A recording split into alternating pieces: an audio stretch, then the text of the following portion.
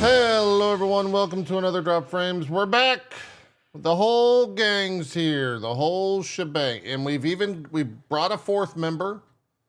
It's a cat. It's a cat. It's a co-ears.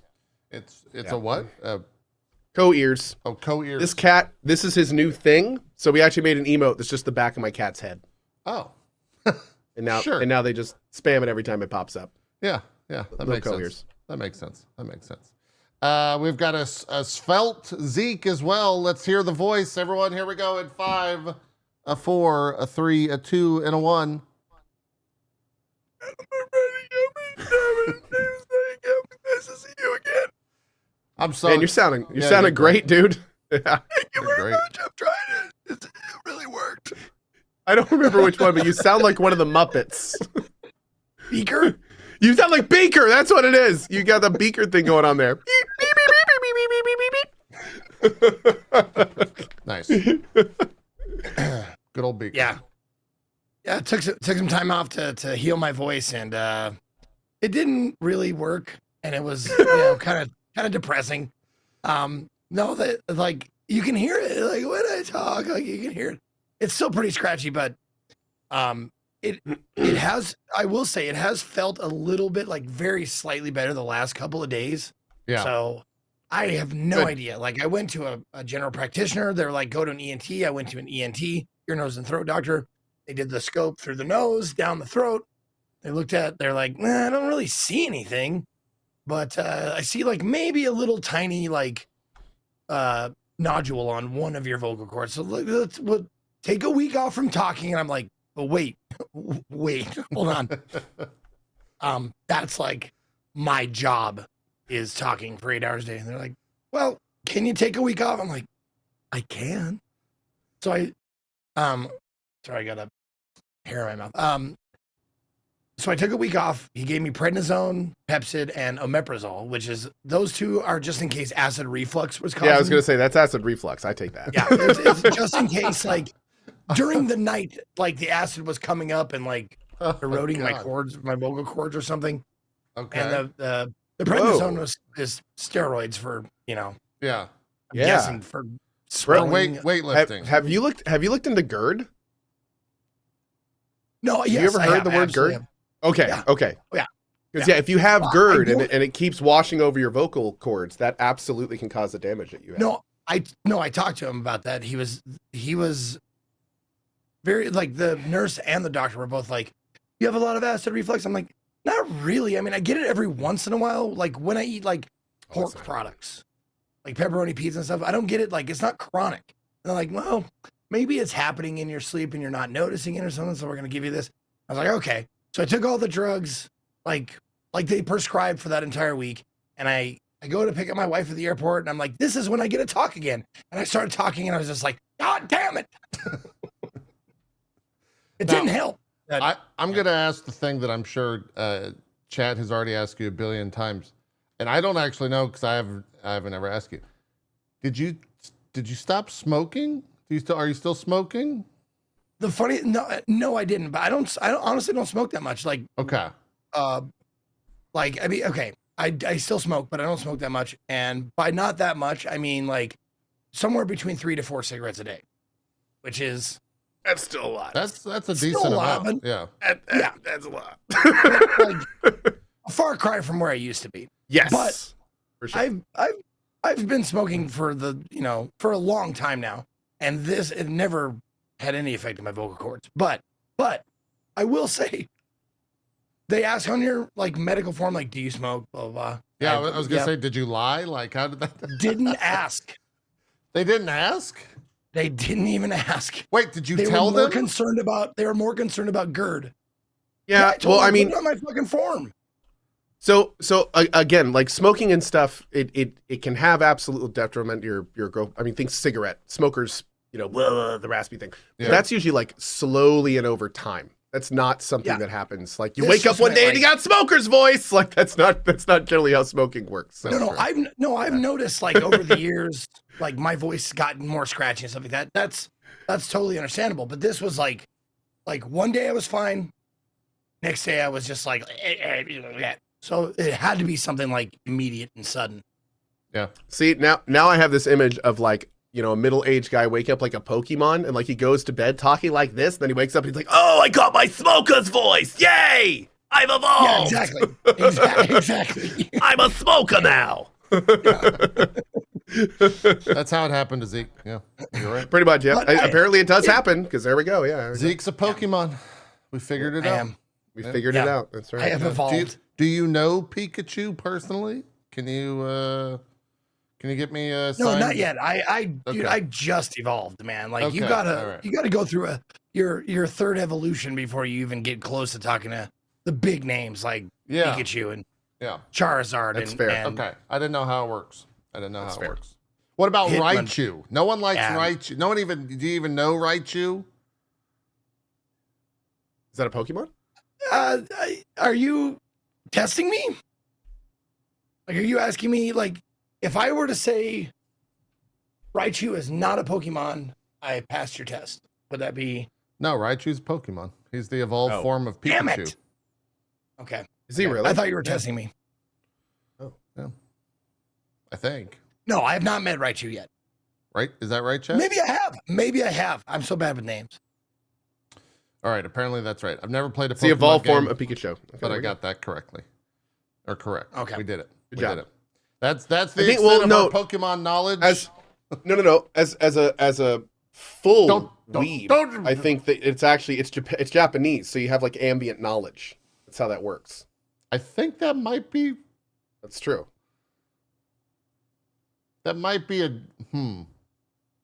Maybe. Are you It's saying? not racist if that's what you're trying to say. I think it might. Nope, I it's not think it racist. might be. Okay, Pokemon is a Japanese cultural phenomenon. It's not racist to think Japanese people know about Pokemon. Listen, That'd be like you're an American, you know about guns. It's like obviously. I just want to say that if I go to TwitchCon in September and people start throwing Pokeballs at me, I'm gonna have some words with you guys. Ooh, you should get some Zeke branded. Quick Zeke side balls. note, you can get Pokemon balls on Amazon. Isn't that funny? You can get that right now if Yeah. you're going to TwitchCon. You can order them right now Yeah. and they'd be here If you do, well get in into time my- before TwitchCon. Get them through my Amazon associate link. Yeah. Wow. They're actually. You can order them. You can get a real one for $100 if you'd like, or 10. You can get 10 of them for $17 overnight if you're really getting excited about this whole. You got to thing. get the big ones though. You don't want any minuscule tiny Pokemon balls. You want big, like you can hold them in your hand Pokemon All right. balls. I'm gonna Thank you. type in big Pokeballs. This is a. There we go. Now you got to be careful typing that in. That actually has some different connotations. Again, going back to the Japanese thing, you got to be careful searching for any size of Pokemon balls. There's a when 5-inch stuff starts. Pokeball. That's not that. I mean, that's $13. You know, it's not that. There's a 3-inch openable one. Zeke, are you gonna be? Can you live comfortably in a 3-inch openable one?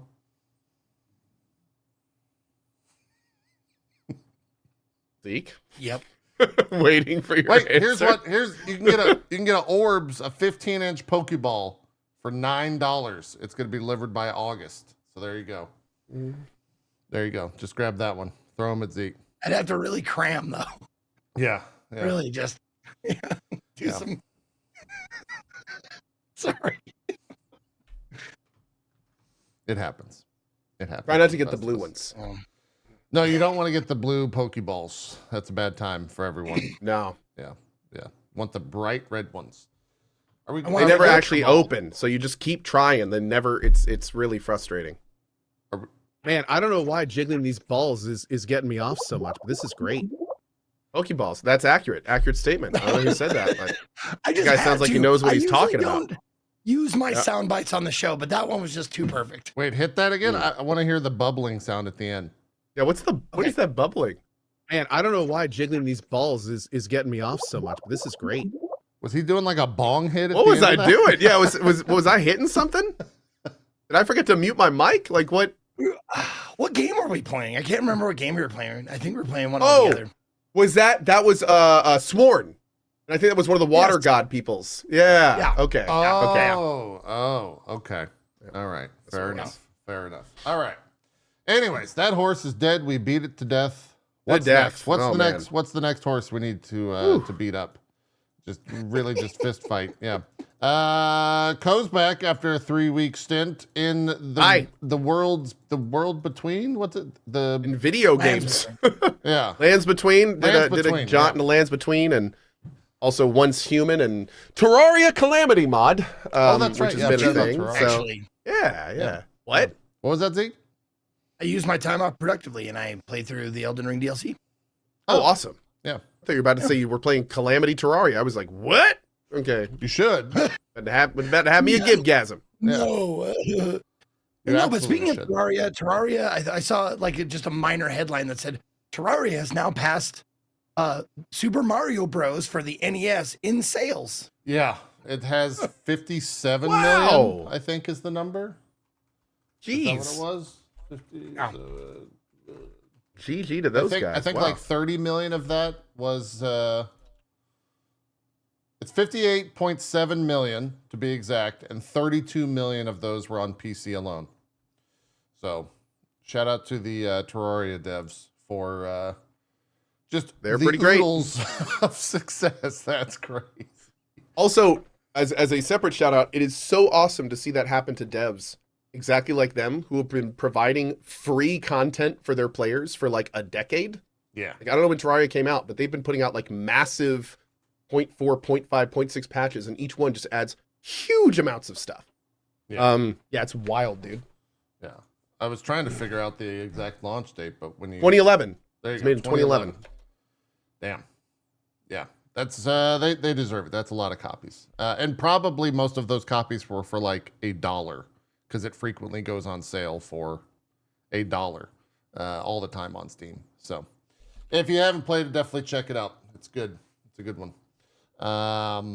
We'll talk Elden Ring, I guess, since you guys have finished it. But I'm curious to know about your adventures because I haven't heard from you in about a month. Actually, it feels like. I'm in a new house, by the way. I moved the entire studio, and I'm in a brand new house now. As of this past week, and Dude, I'm pirating tell me internet about from the Max. moves. Yeah, I'm pirating internet from the I Max. saw that shit We where have- he's like, he has that big long like PVC pipe, and he's like feeding you internet. Yeah, we have a literal 200-foot Cat 6 cable between our two houses coming out of his router all the way to my router on the opposite side of the I love it. house. So That's so good. I'm gonna put a camera on it, I think, tomorrow because it's gonna be there for about another 5 or 6 days, just to see if we get any birds that land on it. See if we're, if anyone's living on the wire. But yeah, so far so Smart, good. smart. It hasn't had any issues internet wise. Move is fine. You're having better luck with an internet cable going between two houses than your old actual internet. Well, yeah, the AC works. Yeah, it's 70 That's true, degrees too. Yeah, that's good. here. It's not a 83 degree issue. It's not you apparently. Well, temperature. the Hell House is not done with me. So really? I got moved in. Oh yeah, and the audio for people on DF, since this house is a lot bigger, so the AC that is still running in window because the room gets hot when you have all this bullshit equipment, and I'm on the second floor. It's a little bit further away, but now you're not going to hear the fucking like jet engine right next to the mic, so it'll be Cool. good. But yeah, I got moved in Tuesday, got everything set up Wednesday, and then started streaming again Thursday. The Hell House, though, Zeke, the story I wanted to tell you, I had the house cleaned when you moved out, when you move out, you get a house cleaned as you do. As you normal do. thing. Sure. You don't want to leave it in a whatever situation, leaving the house. And the cleaners decided that they were going, because I wasn't there when they finished. I had to run back over to the God. other house. They decided they were going to, the ceiling fan where I was sitting to do all of my streams was always hanging a little bit. It wasn't like fully situated in the ceiling. And so, and I had complained about that. I had told And them you like, used it? no, it was off. I never Okay. touched it. It was just Cool, above me. okay. It happened after I moved in. It was just like not properly seated. It seemed like what they did was actually screwed it into the drywall and not the Yeah. At the stud? Not the stud. Yeah, so it when it rotated enough from like being a fan, it just destroyed the drywall and then fell. Or not fell, but like unseated itself. Anyways, they went in there to like dust the fans, and she said when she dusted the fan, the whole thing just fucking collapsed right in front of her. And she's fine. No one was harmed or anything, but the thing just came down and shattered. So I'm glad that didn't happen to me. I'm glad I wasn't hit by a ceiling fan. And so hearing that, man, live stream fails. That might have. That's true. It could have gotten me Hell some of views. views. It could have gotten me some views. So that happened while I wasn't there, and I got a call, and they're like, "Hey, the ceiling fan fell," and it's like, "Oh fuck, okay, I'll come deal with that." And she said, "Okay, we're gonna leave. We'll close up the house, and then you can blah blah blah." So I get over there. I go to the front door. I unlock the 2 locks. I go to open it. Doesn't open. The third deadbolt is inside that they also locked. And I'm thinking, how the fuck did they get out of the house if the third lock that's only unlockable, or sorry, It went through only the hole lockable- where the fan was. No? It's only lockable. Oh. They ran out the garage and jumped the laser, is Okay. what they did. That's makes sense. But I can't get into the house because all the deadbolts are locked on the inside. And you didn't have a key. No, because there's no keyhole for it. It's an inside deadbolt, so you can't unlock it from the outside. Oh. So that's yeah. So I can't get into the house. And so I texted the fucking realtor people and was like, "Hey, do you have a garage code? Because I can't get in. They never gave it to me in the first place." And it's been 6 days. Haven't heard a single word from them. Don't have the garage door. So the garage door code. So I think I'm just gonna hire a locksmith tomorrow to crack the garage door and like. Wait. Do you have anything left in this house? Yeah. Oh. Yeah, that's why I gotta sucks. go get shit that's still in the house. So a locksmith will cost me about $100, and they'll put the 2 little pumps in the center of the garage door, and then put the coat hanger in there to get the manual release on it. I already know how they're gonna do it because that's how a locksmith does it. Okay. If I had the 2 little airbag things to do it myself, I would. But yeah, it's just an absolute shit show. Just an absolute fucking shit show. I thought about just like breaking the front door and saying, "Fuck you." And never talking to these people again. But I kind of want to get my deposit back. You know? I kind of want to get my deposit back. That's fair. At least potentially try. Yeah. But yeah. Not fully moved out yet. I got it till the end of the month. So I still have like ownership of it. So I'm in my legal rights to get a locksmith out there to do all that bullshit, but it's just, I just want to be done.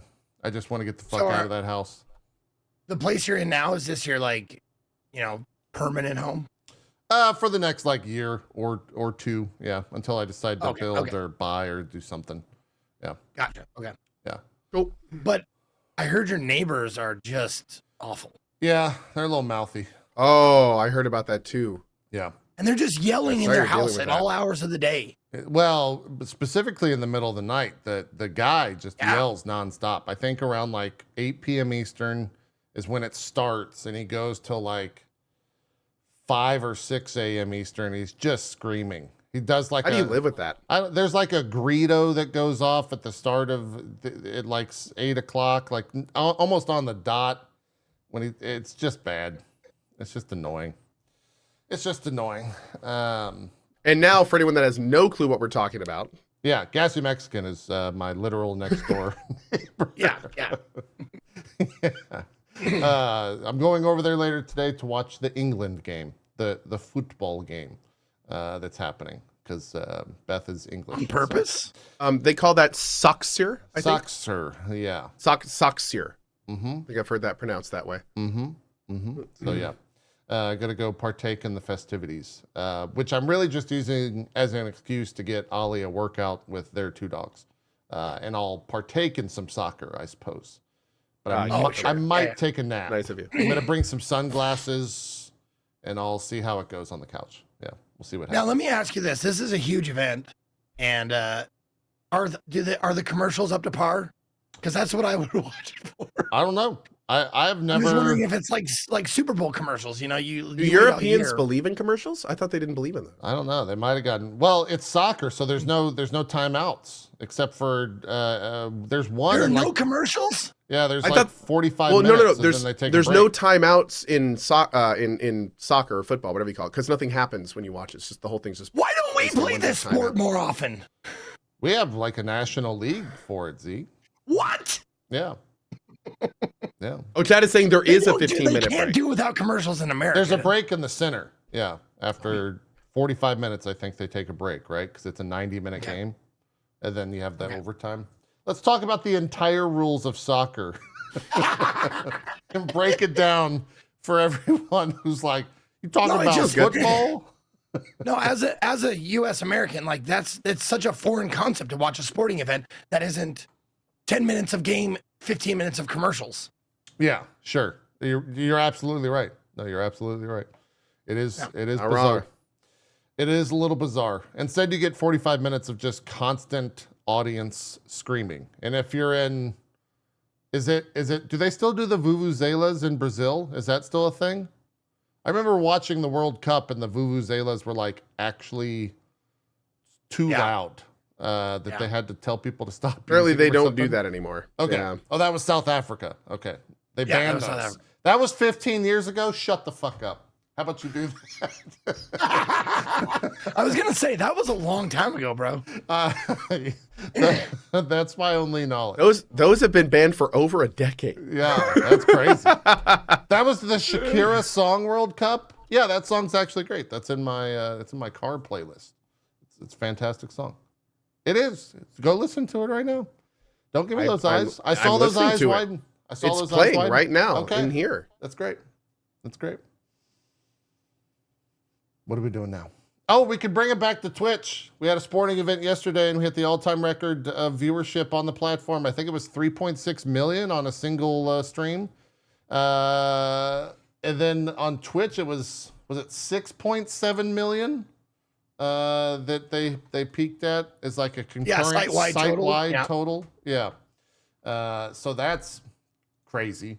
It came from the streamer who I'm gonna have Co pronounce it because he nails it every time. Who was it, Co? Ebuy. I buy? We do this Buy? every I think time. We have to. We do Buy. I this think every it's- time we it's- talk about him. E-buy, I think it's e-buy. but fast. Buy? E-buy. Buy. I think it's just eBuy. So I think. I'm laughing because my chat's just saying it's eBay. It's eBay, you idiots! Like the website. I don't think it's eBay. I don't think so. I think it's eBuy.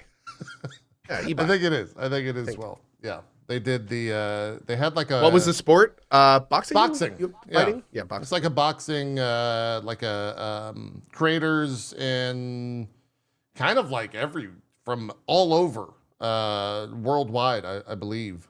Just doing different boxing matches. Will Smith performed apparently. Will Smith performed Fresh Prince of Bel-Air. Like the intro thing. That's wild. I have to say, like, how did that come around? And there's this weirdness where it's like, did they get him to do that as a joke? Like, I'm not sure how that works. Like, is it normal for Will Smith to get asked to perform that? Does he do that normally? I don't know. Yeah. I don't know. Did they just give him an obscene amount of money and he was like, oh yeah, I'll sing that song again? Sure. I guess, yeah. Did he do it over the track or did he just do it improv? I think it was. I think it was like a full-on performance. Yeah, it was like a full. Yeah, it was like a live show. Yeah. Yeah. Okay. Yeah, it was in the. Will seems far less picky after the slap. Not wrong. I mean, that makes true. sense. Yeah. Okay.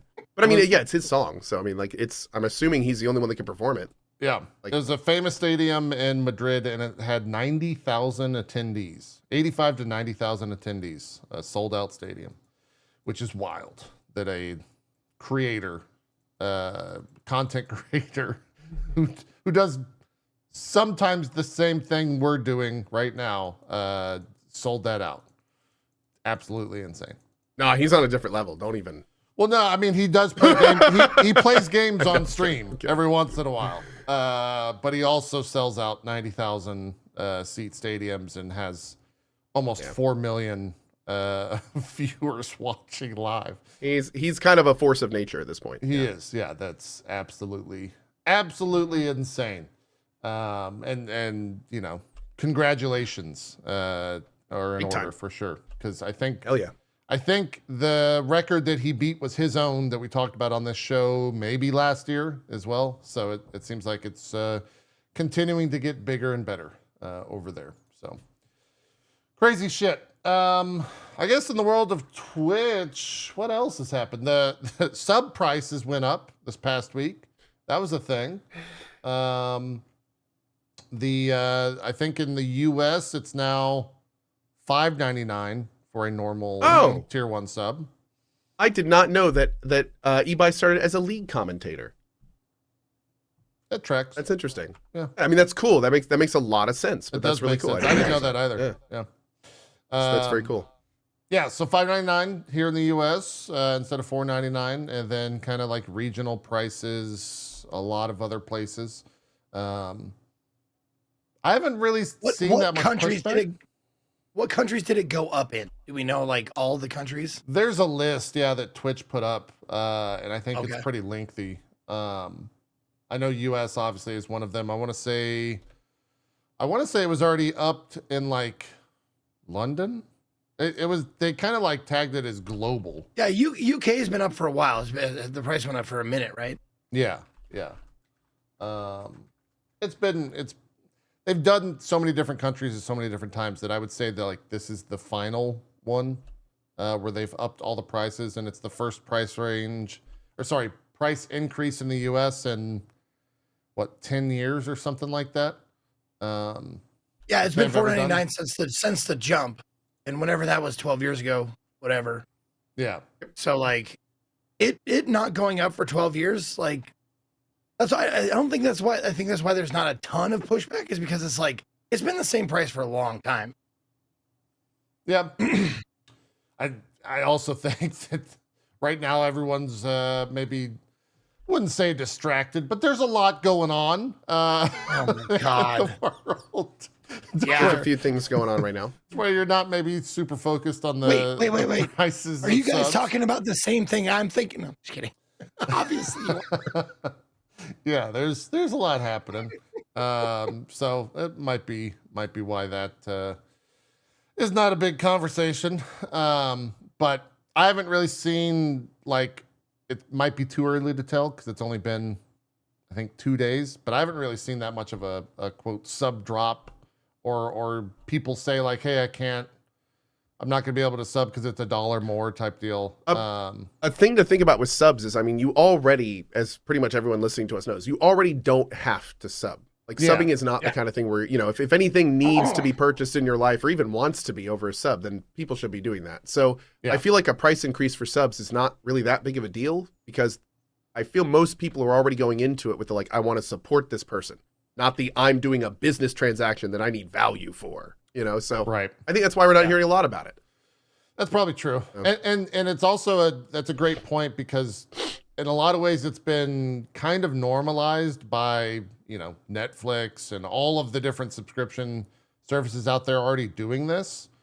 And that is a service. That is a, like, you're paying for content. That is a business transaction. Yeah. That is correct. Yes. And so it's a lot of different compared to what we're doing around here. So, yeah. Well, and being the elder statesman, not just talking about this show, but like on Twitch, I'm pretty old for Twitch. I remember a time when tips were 12%, and you bitch about it going up. You're like, oh shit, it's 15% now. Oh shit, it's 20%, but you still do it. Yeah. You know, if I'm gonna like keep up with the times, like I'll bitch about it, but like fuck, I'll do it. You know, Sure. That's the way I've always looked at it. Inflation sucks, man. Yeah. Also, I hate tips. I think tips should Turbo be is only I just agree. more expensive than 2 subs now. That's true. What was that? Yep. What was? Turbo is now only slightly more expensive than 2 subs. Yeah. Yep. I mean, that's a big consideration. If you watch 3+ streams regularly, like you should be probably thinking about Turbo's like, better. pretty seriously. Yeah, it's better. That's what I do. That's why I tell people all the time. Business, but yeah, Turbo's a better thing than supporting. If you watch all 3 of us, you should probably just have Turbo. Yes. Yeah. I agree. Yeah. It's the way to go for sure. What is Turbo? Turbo is subbing to Twitch, and you don't get any ads anywhere. So if you on watch the platform, yeah, on the platform. So if on YouTube too, and also TV. No, yeah, you gotta just be it's a great value. It's all inclusive. But in this case, yeah. So the way that it works is that you don't watch ads anywhere on Twitch, but because you're subbing through Twitch, the streams that you are in, if they run ads, it still counts as you watching them. So that's why a lot of people like Twitch Turbo, because you're not actually taking anything from streamers. The Twitch still gives the ad revenue to streamers if you have Turbo. You just don't see the ads. So it's pretty cool, to be honest. No, for those of you who are on Twitch a lot, like I am, it's been worth it just to not have to worry about ads I don't worry about ads, not get ads. I just haven't had to deal with them since. God, how long has Turbo been around? I mean, I've probably been on the Turbo train since it started. Dude, I got them a while. Yeah, I got Turbo specifically for pre-rolls and never looked back. Yeah, I think the 5th time that I saw something interesting in a thumbnail and clicked to go watch the stream and got pre-rolls, I was just like, okay, no, never again. Yeah. Like this is the worst. I still to this day think pre-rolls are one of the worst things for this platform. Yeah, like it drives me crazy. Yeah, for sure. I also completely understand people who once Amazon Prime Video changed their whole most of their shit is now chock full of ads. Their proprietary shit isn't, but almost everything else is. I just kind of stopped watching Twitch Prime Video. Yeah. So many of them, the normal streaming, Disney Plus has ads now, and almost every show, unless you're on the premium tier. It fucking sucks. It's absolutely sucks. It's just turning into cable again, and yeah, it's time's a flat circle, yada yada yada yada. What else? I think that's kind of it for Twitch news. I'm just scrolling through, seeing if there's anything else in terms of announcements, or if they're doing any A/B testing that Zach Busey's tweeting about. I don't think there is. I think that's kind of it. What? I don't know why in my head for a second I just thought you said Gary Busey, and I was like, he's watching Twitch now? That crazy motherfucker? Okay, no, we're good. We're good. I mean, these days you never know, dude. You never know. I would not for a second be even surprised if I woke up one day and it's Gary Busey streaming on Twitch now. It's oh, that's about time. Look, I'm gonna say it. I'm gonna say it because no one else will, and we need it. We need a global Gary Busey emote. That's what we need. Oh, just him, just him going. just his face. Just his slack-jawed face. Yeah. Oh, I love it, dude. That guy's entertainment in a person. He is the personification of entertainment. You can just watch him do anything, and it's funny. Yeah, it's absolutely. Great. Oh, Back to the Future, the guy who played Biff. Yeah. Yes. He has a song that he did during stand-up, talking about his time being Biff and fans coming up to him being like, "Hey, can you call me a butthead?" And somebody's like, "Just stop doing that." His song was all about that. Yeah. And one of the lines in the song was asking him who's the nicest celebrity in Hollywood? Adam Sandler. He's like, who's the meanest? Gary Busey. He named Gary Busey as the shittiest person in Hollywood. Wow. I'm sure Gary Busey strikes me as a man who does not give a fuck. So he probably just says whatever's on his mind, not in terms of commenting on other people, but just whatever's on his mind. He'll just scream hot dogs in the middle of nowhere.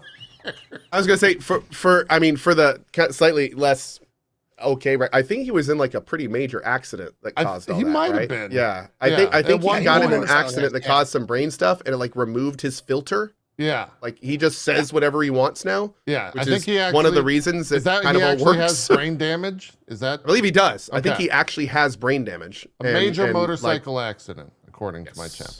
Yes. So, yeah.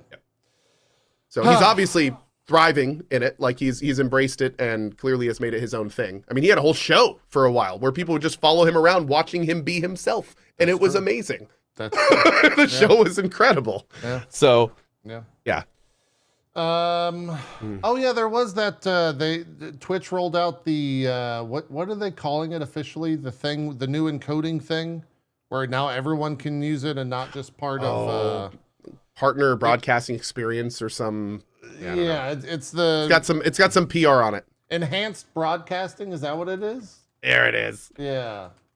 None of us are currently utilizing it, I don't think, because it doesn't really. It's not AV1 ultimately. It's not the word that everyone knows. This is something different. Yeah. It's the enhanced broadcasting with multiple encodes, which has all the multiple client-side encodes and automatic stream configuration. So that stuff is out there for all to use, but it does not include AV1 or H.265 or anything that's going to make the stream the big better. the big stuff for us. Yeah, it's literally just a help Twitch save money thing. They are still working on that though. They are. So that's good. Yeah, we should be getting some of that relatively soon. Yes. Yeah. So yeah, that's good. We've talked about have we done a show since the Maximilian stuff? I think so, right? That was like the last show. Yeah. Well, I don't know if we talked about it explicitly. He did a stream or so where he was testing out H.265, which is kind of like parallel to AV1, but better in a lot of ways. More importantly, he was streaming on Twitch at 4K 60. Yeah. And it looked amazing. Yeah. Like it was running well. It looked great. It was not a blurry mess like foliage is on our current stuff. So it was really, really good. Yep. They actually, the only downside is they invited me into the program as well, but I can't do it because my entire YouTube functions on the VOD system exporting, and that is not yet functioning with the 4K stuff. So there's a whole lot of other components that need to all work in unison. So you could only see it if you were watching it live. Oh, that's it. Saying? Yeah, they're also like what they're doing now at Twitch is they're getting the viewing experience rock solid. And then once that's done, they're going to make all of the existing tech work with the new stuff. But the problem is, I think they're still working on the first thing. They don't want to waste a bunch of work fixing it if they don't know if it's broken yet. So makes sense. Yeah. So this just happened a month ago that they confirmed it was broadcasting okay and everything. And I think now they're kind of doing the cleanup on the back end. So hopefully soon. Cool. Can't wait to start broadcasting. And I'm going to do 1440 myself. Yeah. But yeah, we'll see where it goes. Cool. Yeah, that'll be a good thing. Maybe at like TwitchCon US later this year. Oh yeah, it's announced or revealed or something. Ooh, that'd be big. Or a timeline or something like that. It would be nice for sure. Yeah, I think that's it for the Twitch news. There, a random we're old thing. Did you know? I realized this the other day because I saw a clip of people talking about it. So like the Cutie Cinderella, the like Valkyrie, like that era, the Ludwig, that era of Twitch is now they're saying that they're the elders of Twitch because there's a new, yeah, that was my reaction too, Ko. There's a new tier of streamers coming in that are like underneath them in terms of age. And here's how they related it. They didn't even know what Pog was. Like they had to teach this community. God damn it, I'm blanking on the name. Jason. I'm trying to remember his full name. His name's Jason, but I don't know his username. His entire audience of like 40,000 plus didn't know what Pog was. They didn't know how to utilize. And he was a YouTuber. He was Jason the Ween. He's a Twitch streamer, I think. Okay. He had like 50,000 viewers the other day. What was he streaming? They were just, I think they were playing Jenga, where it's like you pull the Jenga thing and then you answer the question. Content that you would never do, Ko. Okay. But yeah, they didn't know what Pog was, and I was like, wow, I'm really old. They had to teach him how to Pog. It's like a subset. So wait, time out. I need to understand this properly. Where did this guy come from that had the 50K stream? He was not just a random Twitch streamer, right? He was somewhere else streaming on Twitch. I think he started on TikTok, kind of like the Jinxie. Okay. He's also and he's like that. Oh yeah, guy. Sure. Yeah. Yeah, I've seen. Okay, He's okay. also a Yeah, phase streamer, so that helped out as well. The whole phase Yeah. ecosystem. It's interesting because I remember like 3 or 4 years ago, people saying streaming on TikTok when that was going isn't going to go anywhere. And now we literally have people doing their first streams on Twitch coming from TikTok, getting like 20,000+ viewers within 30 minutes. Yeah. And this guy's not the only one. The Oh Yeah guy, there's like multiple other people where it's like, hey guys, like they just on their TikTok, hey guys, I'm gonna try streaming on Twitch today. And then they come over on Twitch and get like 15,000+ people. It's wild. It's absolutely crazy. It's absolutely crazy. It just shook me. About time for me to hit the old dusty trail. I'm Dude, if my boots and my saddle. Isn't Valkyrie like 25? I think she's younger 30s. but Okay. Yeah. Believe it.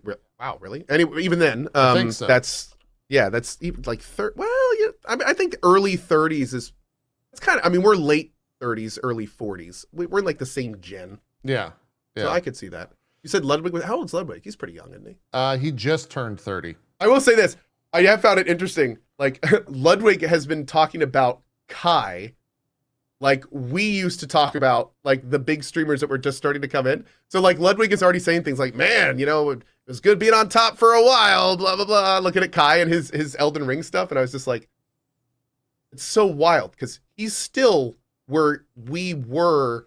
Like, like, what does that make us? If that's what? Yeah, like, there's a lot of that. If you're no longer successful, when you put up a video, get like 500K views in an hour, like what? But you want to be that success? Like, wow, dude, that's the even like. There's all these videos from creators like Ludwig, and I think I even saw like Ninja do one. He's like, yeah, guys, I think I got about a year or so left in me, and then I'm gonna retire. And I'm like, you just turned 30. What are you talking about? And the best is when the best is when they talk about like it's retiring from sports or some like super hard. Man, I've been doing this for almost 5 years now, guys, and I am just the old body can't really handle it anymore. You know, I'm almost 30 now, and I'm a first gray hair yesterday, and dude, I started this shit when I was 32. yeah, I was 29. Yeah, I know exactly. Yeah. Exactly. Yeah. I found Twitch at 29. And these guys are really retiring before I found Twitch. Every time I see one of those videos or a TikTok or a clip, or I'm just like, fucking stupid fucking shit. Noodle says Ninja's made enough to retire a few times. Oh, dude, any of those guys can retire whenever they want. Yeah, Are you kidding me? Any, Any major YouTuber could have retired years ago. If they're like, that's how that works. Yeah. That's it's not a thing. Yeah. No, the thing about streamers and those people retiring is it's much more personal than it is any material thing. Because when someone like them talks about retiring, they're telling themselves, "I'm done pushing." That's what that should tell you more than anything else. It's not like they've got enough money or they've got enough professional thing. That's them just going, "I'm tired. Yeah. I'm done, and I'd like to stop now. Thanks." So it's like, like that's fair. I think that's fair for anyone if you're able to do that. Yeah. It's like it's kind of silly, but whatever. They can do whatever they want. Yeah. And have a good time. Make it a thing. Make your content, playa. Yes. Well, we'll just keep playing games and talking about video games. That's correct. And let's do that. Move on to some more news. Video game news. Xbox Game Pass is finally getting its first price bump. And some like pretty big changes as well. I was not surprised by the price jump. I was very surprised by the tiering. Yeah, so it's yes. The new Game Pass standard, which will be launching in September, does not include day one game access.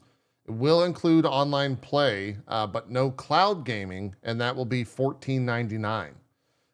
The Game Pass Ultimate price is being increased to $19.99 a month, and the PC Game Pass price is being increased to $11.99 a month. Game Pass Console will be discontinued for new users. However, current subscribers will be allowed to maintain their sub. They're also putting a cap on how many months you can add to an existing sub. So you can only put 13 months of like time on your account. I think that's because whenever sales go on. Oh yeah, they don't want cards- people to lock in low Yeah. rates, and they also don't want people to lock in low rates and then they have to spike and they aren't needing to pay the new rates. So Yeah. You can't stack them like you used to. Mm-hmm. So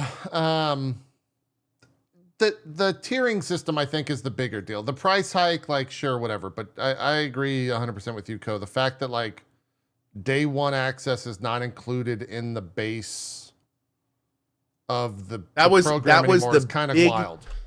The thing that's crazy about this is even they for so long pushed that as one of the headlining features of Game Pass. And for them to then kind of make this change is, I mean, we all knew it was coming, kind of, but I expected it at least a few more years, especially after the recent game dev stuff and their terrible studio issues. Like I was not expecting it this soon. Yeah.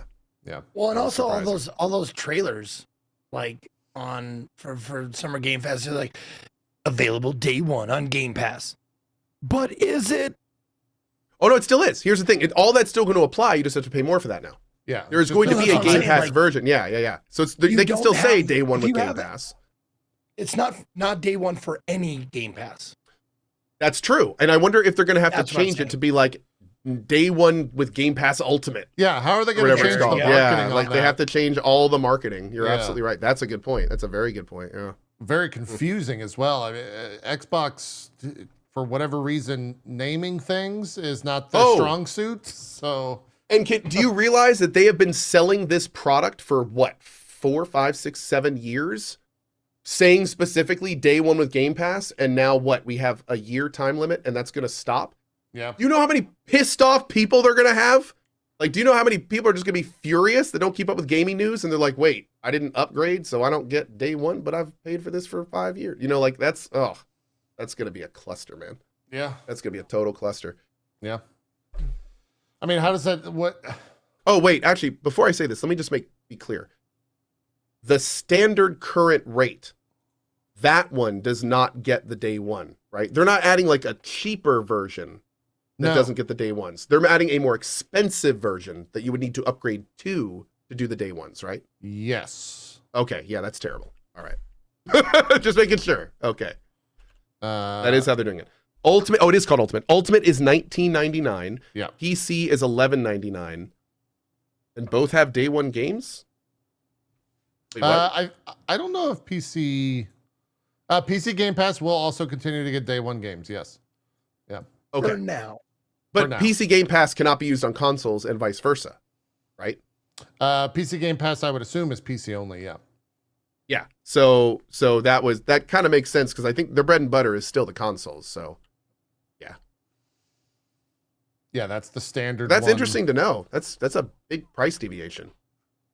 Yeah, I think it's like $2 ish across the board on all of their different services. Hmm. Still, for me, it's already confusing, and I'm pretty well in tune with this. I don't know how you convey this to a normal, like Ko said, a normie who's just boots up their Xbox, dude. like, oh, let's check out the new games. We're dealing with the same thing right now in Once Human from the devs, where Oh, things are God. changing like every day, and what was right yesterday is wrong tomorrow, and oh my God, and Microsoft's about to experience that on a massive scale here pretty Yeah, soon. much bigger scale for sure. Whew. Let me ask you guys this: we've on this very show said like, oh, it's the best deal in gaming. Do you think it's still the best deal in gaming? $20 a month? Yeah, for the all-in thing. So here's the thing. I would, if we were 2 years ago, I would say absolutely. But the thing that is interesting to think about is that whole, Game Pass is such a great deal thing is under the assumption you're paying like $60 a month for a hot new AAA title. Mm. So now we live in this new reality where it's like we don't really have a huge amount of AAA $60 to $80 titles coming out in the next few years. We of course will have some, but it's not going to be anything like the past few years. So Right. Well, that will directly affect the value of Game Pass. That will directly affect how much that's worth. Well, So it's like the like you can get movie like the old movie pass. You know, it's like it depends on how much you use it. Like if you buy 2 games a month, probably worth it. here's what I think. Where before this whole thing, it was pretty easy to just say, yeah, if you're a gamer, like you're gonna find value in Game Pass. We're just now approaching where it's like, okay, we can't really say that anymore. It probably is, but you'd have to do a little bit of math.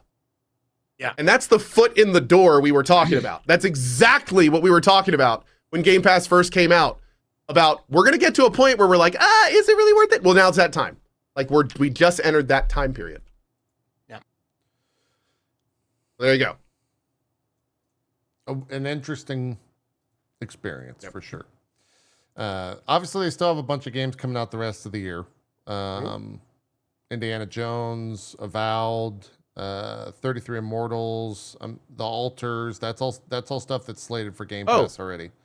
RP says you just watched the Xbox showcase at a Doom, Fable, Gears of War. Of course, you have AAA games. That's true, but I mean, you just said the showcase for the entire organization and listed 4 games.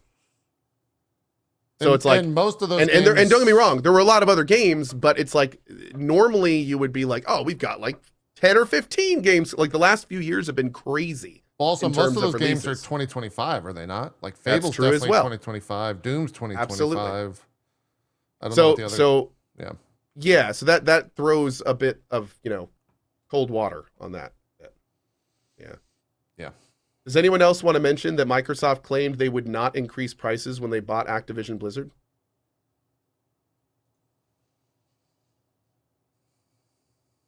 Ever? Because I don't think I don't know if they put a time let limit. me find the full quote there. I wonder what the exact quote would be, because I mean, obviously they have to increase prices at some point. So did they say like, due to the merger, we won't increase prices? Like, what exactly? We won't increase prices for World of Warcraft and Activision Blizzard products? Like, what? I don't quite know the context of that. I didn't hear the exact quote, so I'm not sure. Yeah, I'm looking. But I mean, a company not increasing prices, I mean, that's wishful thinking, unfortunately. Yeah, I think the onus is on you for believing it. Well, I mean, I wouldn't go that far, but I know. That's why I said it. That's why I said it as gently as I could think of it. Like me. oh my God. Corporations may be soulless and taking all your stuff, but I mean, is it kind of your fault for having stuff? I mean, isn't that kind of on you to have stuff they want? Like, yeah, I mean, let's be real. That's kind of on you. Yeah. I'm reading an article that says, and there's a key word here. It says Microsoft, this is from July of 2023.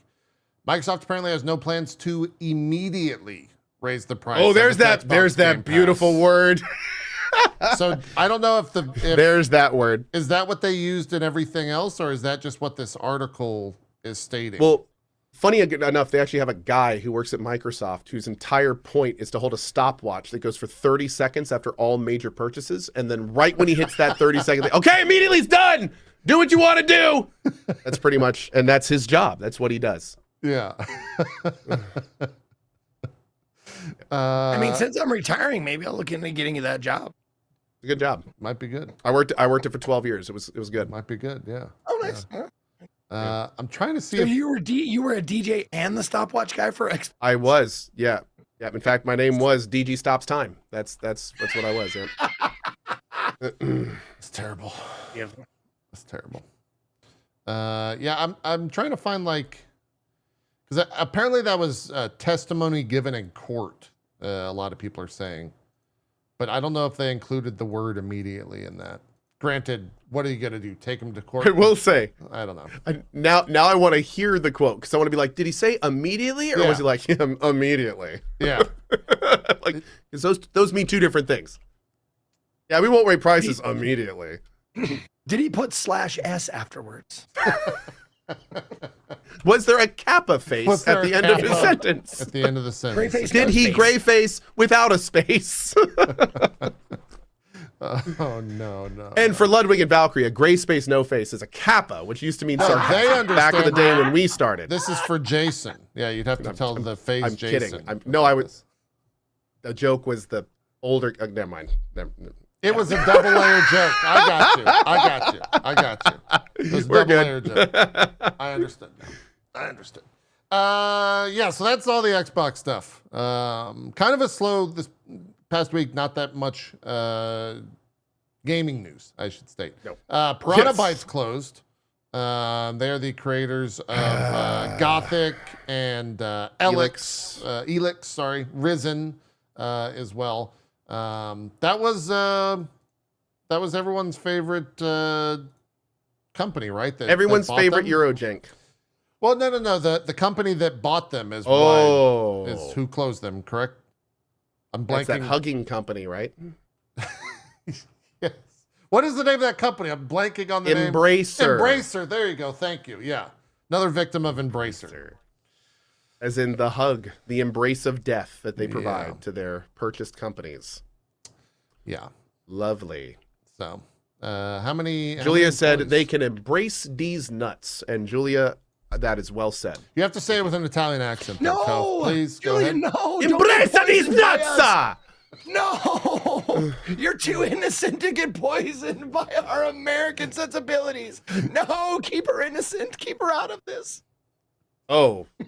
Zeke, have you not been hanging out with Julia lately? She drank the Kool-Aid. She's, Yeah, I know. no, she's gone. I know. She drank it a long time ago.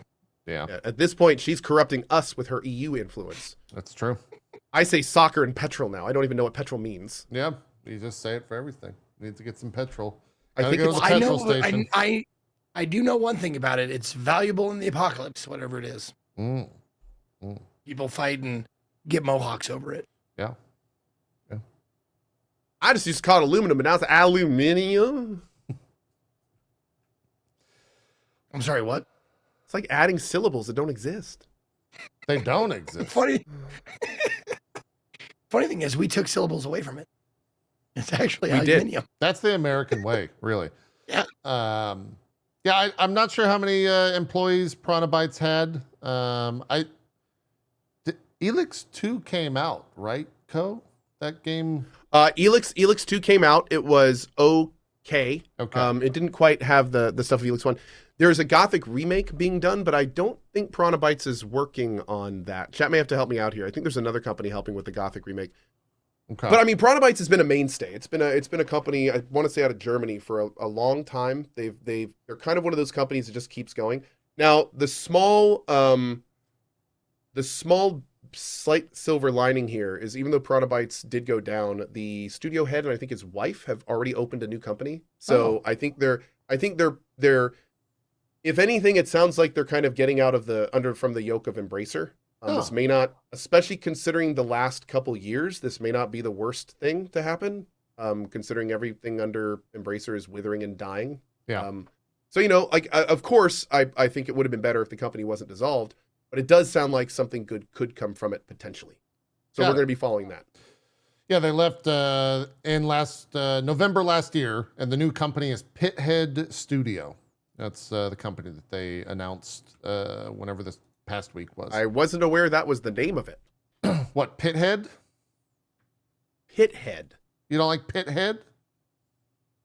It doesn't really roll off the tongue. But, I mean, I'm willing to Pirahna give it a chance. Bytes is like... Piranha's Bite, though. And it was BYTES, so it was edgy and cool. oh, okay. Pithead. Is that like it? Yeah. I bet it'll grow on me. Pithead's weird. I bet it'll grow on me. It's too close Wait, what's to the- what's- Pinhead for me. What's the logo look like? Is it like a dude with without a... see. I'm trying to, like, what is a pithead? What exactly is it? You're You're a stinky pithead, Co? Oh, I mean, that checks out. Is this their... Oh, I think that's the formation. I don't think they have a logo yet. I think they literally formed it. Oh, no, pit, yeah, here we go. Yeah, their Looks logo like is an like owl a bat and a bat. symbol. Oh, It's like a bat symbol kind of thing. An independent developer creating unique and immersive games. With Pinhead Studio, we have founded a new indie studio. In the future, we will develop immersive and fantastic indie games. And then they have a YouTube thing. Awesome. 6 I'm gonna be days. following these guys. This is So their yeah, YouTube. hopefully something good will come out of that. Yeah. Yeah. We'll see. I can't, like, you guys know the band Portishead? Yeah. Mhm. I wonder how many people are going to call that Pithied, like Portishead. Maybe. Is that not like immediately when I look at that and go, pithied? No, I would say. that's I just mean, me. I said pithead without. I read it first and went with pithead. I didn't assume that it was pithied or whatever you said. Oh, Pathed? Is that I what think you it's said? Zeke? Pithead. Yeah. Okay, I think it's pithead or pithed. We could call it pithed. Not too close to Bethesda. I don't know what's going on anymore. Yeah, I'm just. What else is going on? Scared and confused. Yes. Now this is going to be confusing to get through. So, Palworld, okay, Okay. their developer Pocket Pair, okay, Yep. Okay. I'm following you. they announced a joint venture with Sony Okay. Music Entertainment of Japan and Aniplex, which is a Sony company, to establish Palworld Entertainment Incorporated. Okay. It's basically the Pokemon group that Nintendo. I was gonna say they're going after Pokemon. Yep. That's exactly They're going after Pokemon. the Pokemon group. Yeah. Yep. Yeah. They're going after Pokemon. Uh, Oh man. Yeah. The tweet says, for the purpose of accelerating the multifaceted global development of Palworld and its further expansion. So they're doing it's the full-on Pokemon thing. Mm-hmm. The website is pwe.jp. I like the URL, and it shows what you would expect. You know, you would like that URL as a weeb. Well, I mean, no, it's because my name's Zerko. Has nothing to do with the weebdom. Yeah, itmeJP. Okay. Yeah. Yeah. This is the Palworld Entertainment website. At what point is Nintendo like? Is there just a lawyer that's like, guys, what are you doing? Stop it, please stop, stop. You're doing everything. This is exactly how our company is set up, and now you're doing the exact thing that we did with our company with Nintendo. Stop it. Dude, if I'm naive. I'm not in business, but if I were Pokemon, I'd be like, you guys have fun. I'm not going to give you the extra added publicity by fighting this. Sure. Because you're putting more eyes on Palworld if you fight it. True. Yeah. And also, they tried fighting it, and they found, like, nothing happened, right? Well, they don't have grounds for it, I don't think. I didn't look at the actual legal documentation, but I just don't think that they can't really do anything. Also, chat's pointing out a very good thing. This needs guns. Is it not Pokemon the best, like the most earning brand in the world? Is that not the... I want to... Is Pokemon I think it's the number one IP. Yeah. Yeah. I think it's the biggest IP in the world. Number one IP and earning, or biggest IP. I forget exactly what the terminology is, but yeah. Palworld Entertainment Incorporated. It's out there. You can go check it out. A severe lack of guns in this photo. Well, at least we got Depresso, I guess. Are there guns here? Good to have Depresso. I will say, Huh, I they scrapped, all am. guns. It is very interesting that the Pokemon with guns is not showing the guns. That's when what they're I'm starting saying, Their yeah. new big company, like, oh man, trying to get that family-friendly angle, huh? Man, they're just going all in against, like, they at this point they're just like, do something, Nintendo, do something. Yeah. And now it's with wild. under Sony's umbrella, like, oh, now they have all the Sony legal behind them. Well, I mean, they kind of did anyway, but yeah, I don't know, dude. It's gonna be wild. It's gonna be wild. They're gonna fight. Maybe they'll fight. White Bear Assault says change the webpage to English if you want to see the guns. Now, I'm sure that's not right.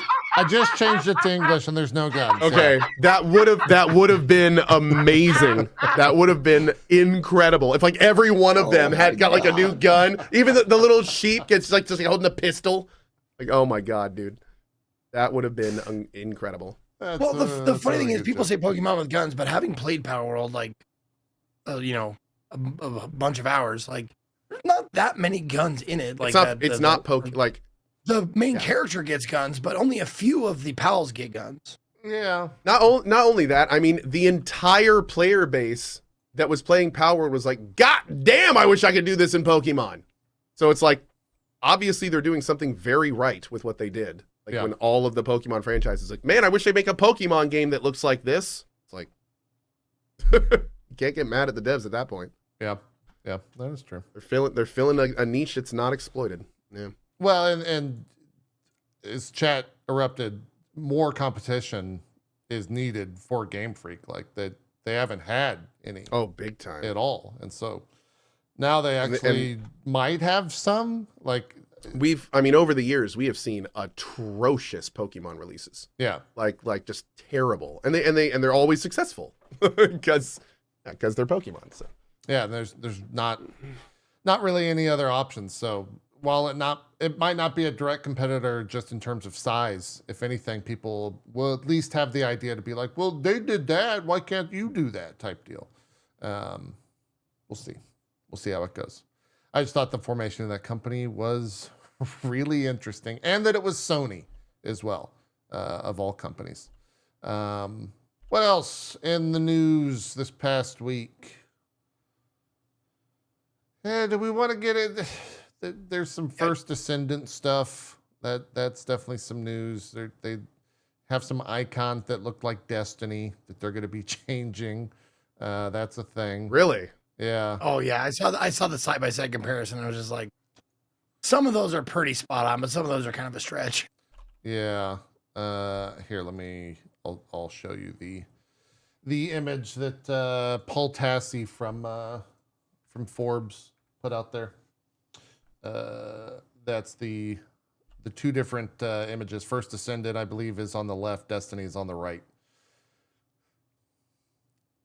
I mean, some of those would be like, well, I mean, that's a bullet, but like, no, the one in the middle. Look at the one in the middle. Yeah, like some of these are like, fucking dude, exact. no. Someone was given the image on the left and been like, put this in our game. Yeah. No, in fact, honestly, looking at all of those, no. Someone was given the images on the left and been like, make versions of these for our game. That's overt. Yeah. Like when you put them all next to each other, no, that's overt. It's pretty overt. But okay, I cannot be the only one bothered by a 4-shot revolver. There's 6, right? Sure. Yeah. They're really big bullets, Zeke. They're really big bullets. After the first, I was like, that one's exactly the same. That one's not close. That one's pretty good. And then I was like, wait a minute, 4-shot revolver? What the fuck? Yeah. Don't they have revolver shotguns? Is that a thing? Yeah, sure. Is that 6? Yeah. I think it would still be 6. Yeah. Okay.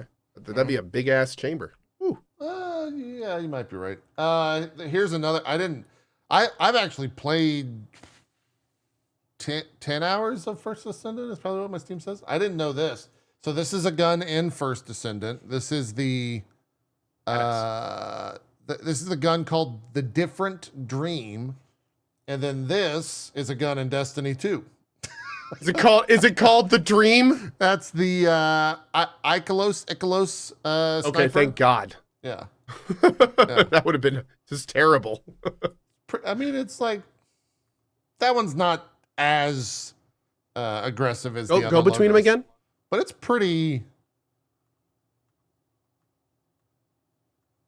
That's inspired by, but not. Dude. Here. I mean, you're talking. That's a full 3D model, dude. Yeah. I could say like one's inspired by the other, but that's work. Like that's not a copy paste by any means. Nah. Yeah. Nah. I wouldn't say that one is. Yeah. That's a thing that happened, at least with First Descendant and Destiny 2. Also, let's just be 100% clear. If you've played 30 minutes of First Descendant, that game is quite literally taking things from both Destiny and Warframe wholeheartedly, without question. So that shouldn't really be that big of a surprise, I guess. We'll get to we'll talk first Descendent because I've played a little bit of it. We can talk about it. Warhammer 40K Space Marine 2 went gold this past week, which is fantastic. That was on the 9th of July. That's going to be a lot of fun in September. Have you heard about this Cyberpunk 2077 multiplayer mod that people are taking part in? I wonder if anyone in chat has actually messed with it. I'm kind of just curious how it works and if there's anything that, like, if the RP community would ever get a hold of that, or if it's just super fucking buggy. It was I guess a 15-player death match. IGN's reporting that this person said, quote, "The sync was almost perfect. No issues with lag or players teleporting around." The mod currently lacks proper player animations because Cyberpunk 2077 only exists as a single-player, first-person game. Developer CD Projekt had no reason to make the player look good in third person. So the player avatars aren't like fully... Is it only their hands that are fully animated? Like, how does that work? I want to see footage of that now. Well, I mean, you have full, like, they're full models in your inventory and stuff. So, I mean, the model is there. Well, the model is there, but it's not animated, right? Like, it's... Yeah. It's oh, God. be... So is everyone just skating around in, like, T-pose? Yeah, chat's saying it's just a static model and they're not rigged. And they're just, like, kind of T-posing. Oh, wow. Yeah. Okay. Well, there you go. So that'll have to get, I guess, worked on. I think that's it. They announced a new character for 2XKO. That's the Riot fighting game. Braum is going to be the new character. Braum's the giant. If you've seen League, Braum's the giant guy with the shield and has the little Poro guys on him. I think that's it. We can talk video games. They're releasing a new character for a game that no one's playing. Well, they're doing the fighting game thing where the fighting game, like PR is now like you announce a character, right? And you have a character trailer. I get you. I see what you're saying now. I see what you're saying. Yeah. Okay. I think that's mostly it. There was this stuff about, I don't know the specifics and it seems kind of convoluted. The Assassin's Creed Shadows stuff that Ubisoft is getting in trouble with, where they issued an apology for a stolen image from... Oh, the collector's edition art book. Yeah. Yeah, I heard about this. It's from a Japanese reenactment group, Sekigahara Teppo Tai, for using their flag without permission in concept art. And now that group is calling on Ubisoft to remove the artwork containing the flag from the collector's edition art book. Yeah. I also saw something about them using a One Piece character sword in the game or something like that. They used the katana model from One Piece. Okay. They used IRL One Piece items and claimed it to be from the game. Oh, that was for like the press package, right?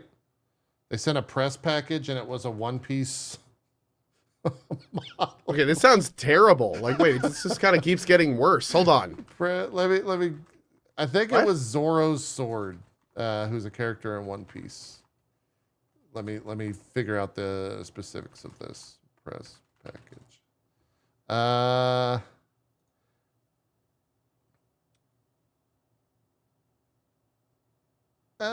Here's the sword they used.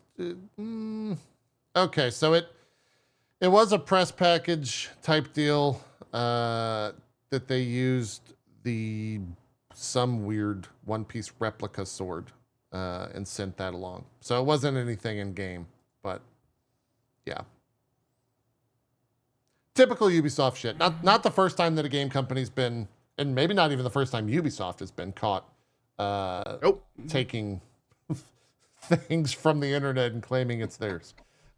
Dude, this shit always reminds me of like when you would try to pass off your fucking paper that you wrote, but you copied it directly from like the Wikipedia page or some shit. Just change every third word or whatever the fuck. Yeah. And then like, please don't see it. Please don't see it. Please don't find out. Please don't find out. Yeah. Like, dude, people are gonna find out.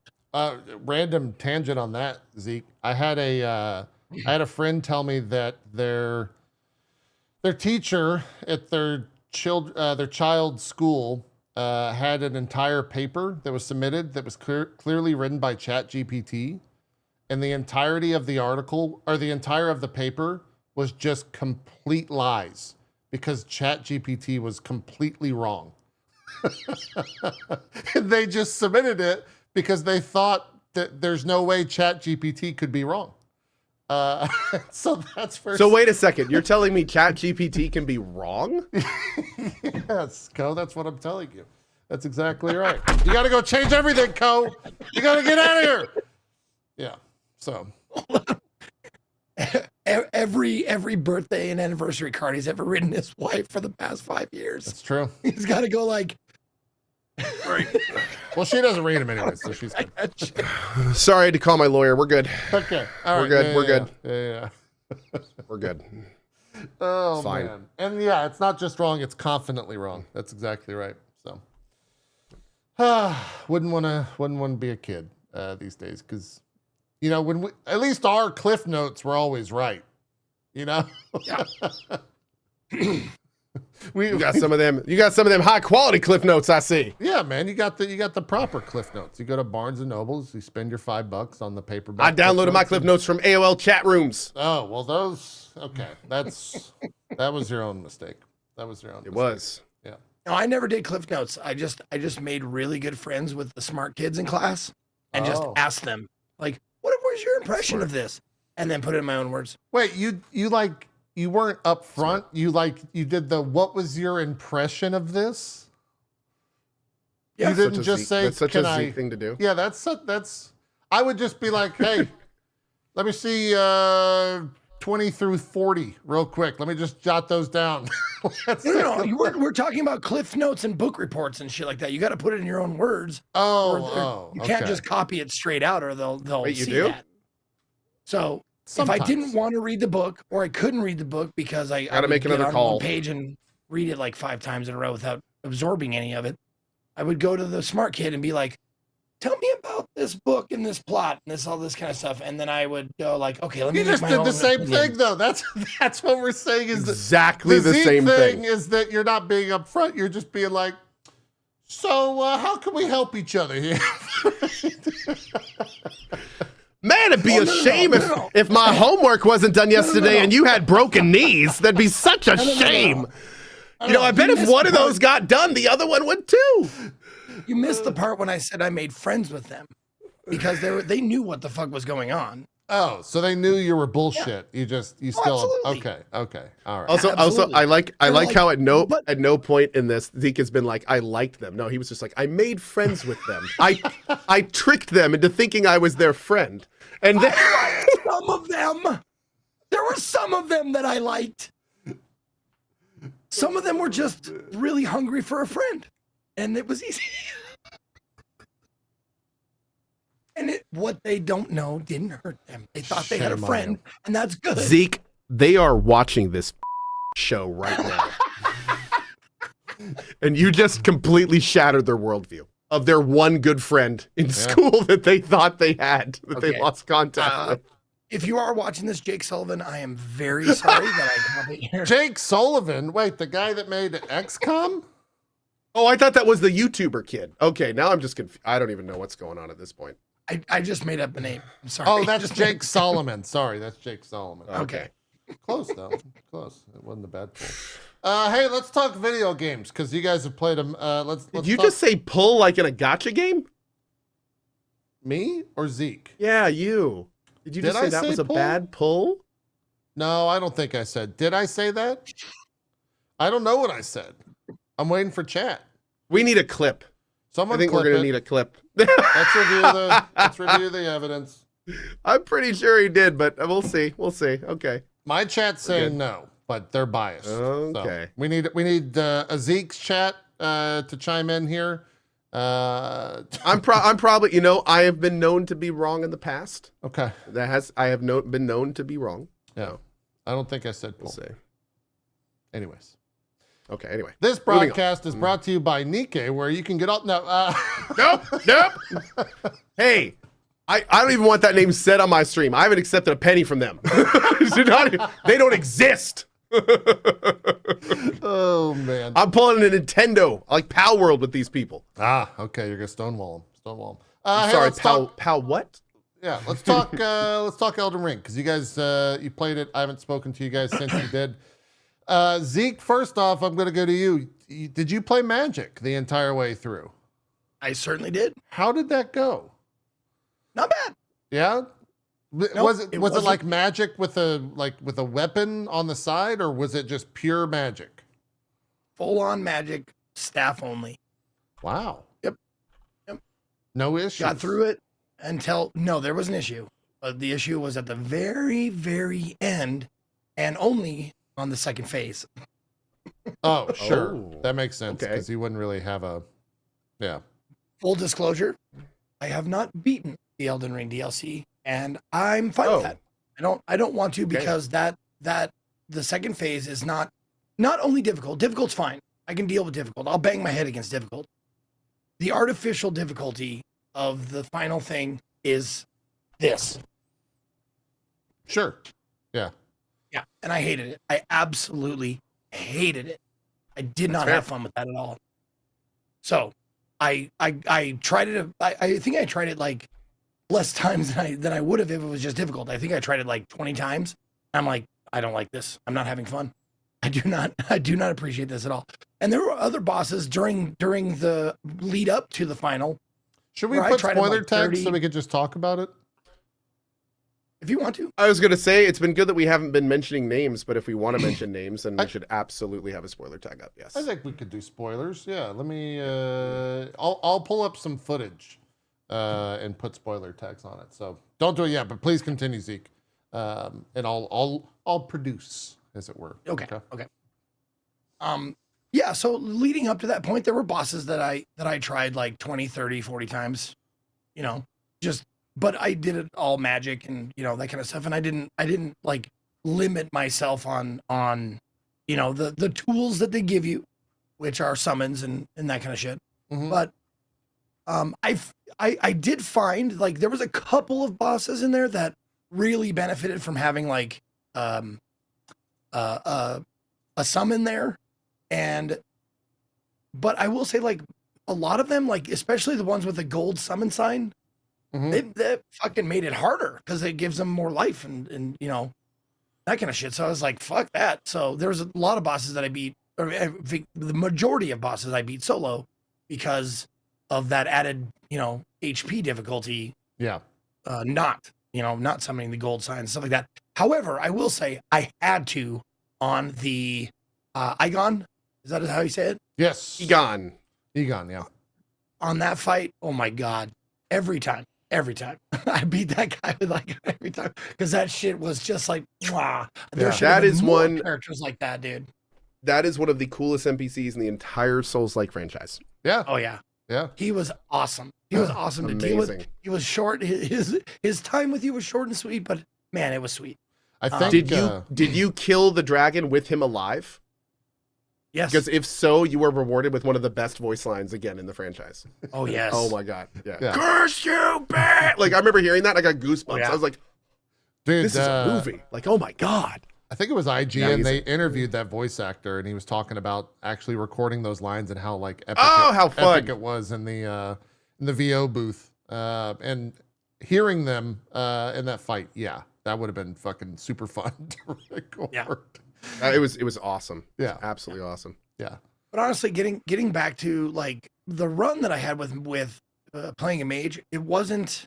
I personally am an explorer. One of my favorite things is just exploring. So like when I went to bosses, I was like Shadow Tree fragmented up. Yeah. I had a bunch. I had like a reasonable amount to fight the boss. So like I didn't find the bosses that much more difficult than the base game. With using magic. Because magic is basically just like bing bing roll, bing bing roll, when they attack and stuff like that. And if you have your stats built up enough, it does chunk damage. It's pretty good. I will say though, like as far as just being, because I was just straight up sorcerer. like no faith magics, so no incantations. Oh, So like, it was the only thing that happened was like, it was like one spell that I used for most of my run, which was Comet. Because I tried a bunch of other different like sorceries. And I was like, this spell, this spell, this spell, and I was like, nothing is as fast or does as much damage as Comet. And it got a little tedious because everything I was just like, same spell, same spell, same spell, but it was just the best. So like that's what I used. Yeah, that makes sense. So yeah, like up until then, like the lion, the dancing lion, that one gave me a little bit of trouble. The ones that gave me the most trouble were the the human or the humanoid sized ones in the little like you got cathedrals Friesen or whatever like that. They give you this itty bitty tiny space and they dodge everything you throw at them. So I had a lot of trouble with those guys in particular. Sure. Because like they'll dodge everything you throw at them and then they'll get up on you and start fucking your shit up. Yeah, those guys so, like, were very I had aggressive. To get good on those guys. Yeah. Yep. But like the bosses that people had a ton of trouble on, I didn't have as much trouble on. The box art guy. God, I can't remember his name. Mesmer. Yeah. Old Mesmer. I didn't have a ton of trouble on Mesmer. Because I gotta show like, this off now. This guy right here, you're talking about old Mezzy? Yeah. Old Mezzy. Yep. I definitely did. I had many attempts, but like after this is how it usually went for me. I attempt the boss like 5, 10, 15 times, and I'm like, I'll come back to you. And then I go travel around, get some more Shadow Tree fragments, go see some other areas, do some other NPC side quests. And then I came back to him and I was like, okay, this is doable now. And then it took me like 20 more tries or whatever. Yeah. So like, yeah, that's how I did it. And everything was cool. There was 2 big parts that I absolutely hated. I know what the fuck they were thinking. But one of them was the final boss, second phase that I talked about. And the other one was that goddamn madness swamp or whatever the fuck. Good Lord, that was boring. Yeah. I enjoyed it because when you first walk in there, it's such a atmospheric, like, holy shit, what the fuck is going on here zone. Absolutely agree. Yeah. But the actual zone was a little boring. I would agree with that. Yeah. And unfortunately, that was yes. That was a theme. Yeah. That was a theme. And I think a big part of it that for me kind of was super unfortunate is they specifically said in interviews before the expansion that they had heard feedback on the game feeling a little empty in the open world and that they had addressed that far more in the DLC. That's like the one big glaring downside to this DLC for me.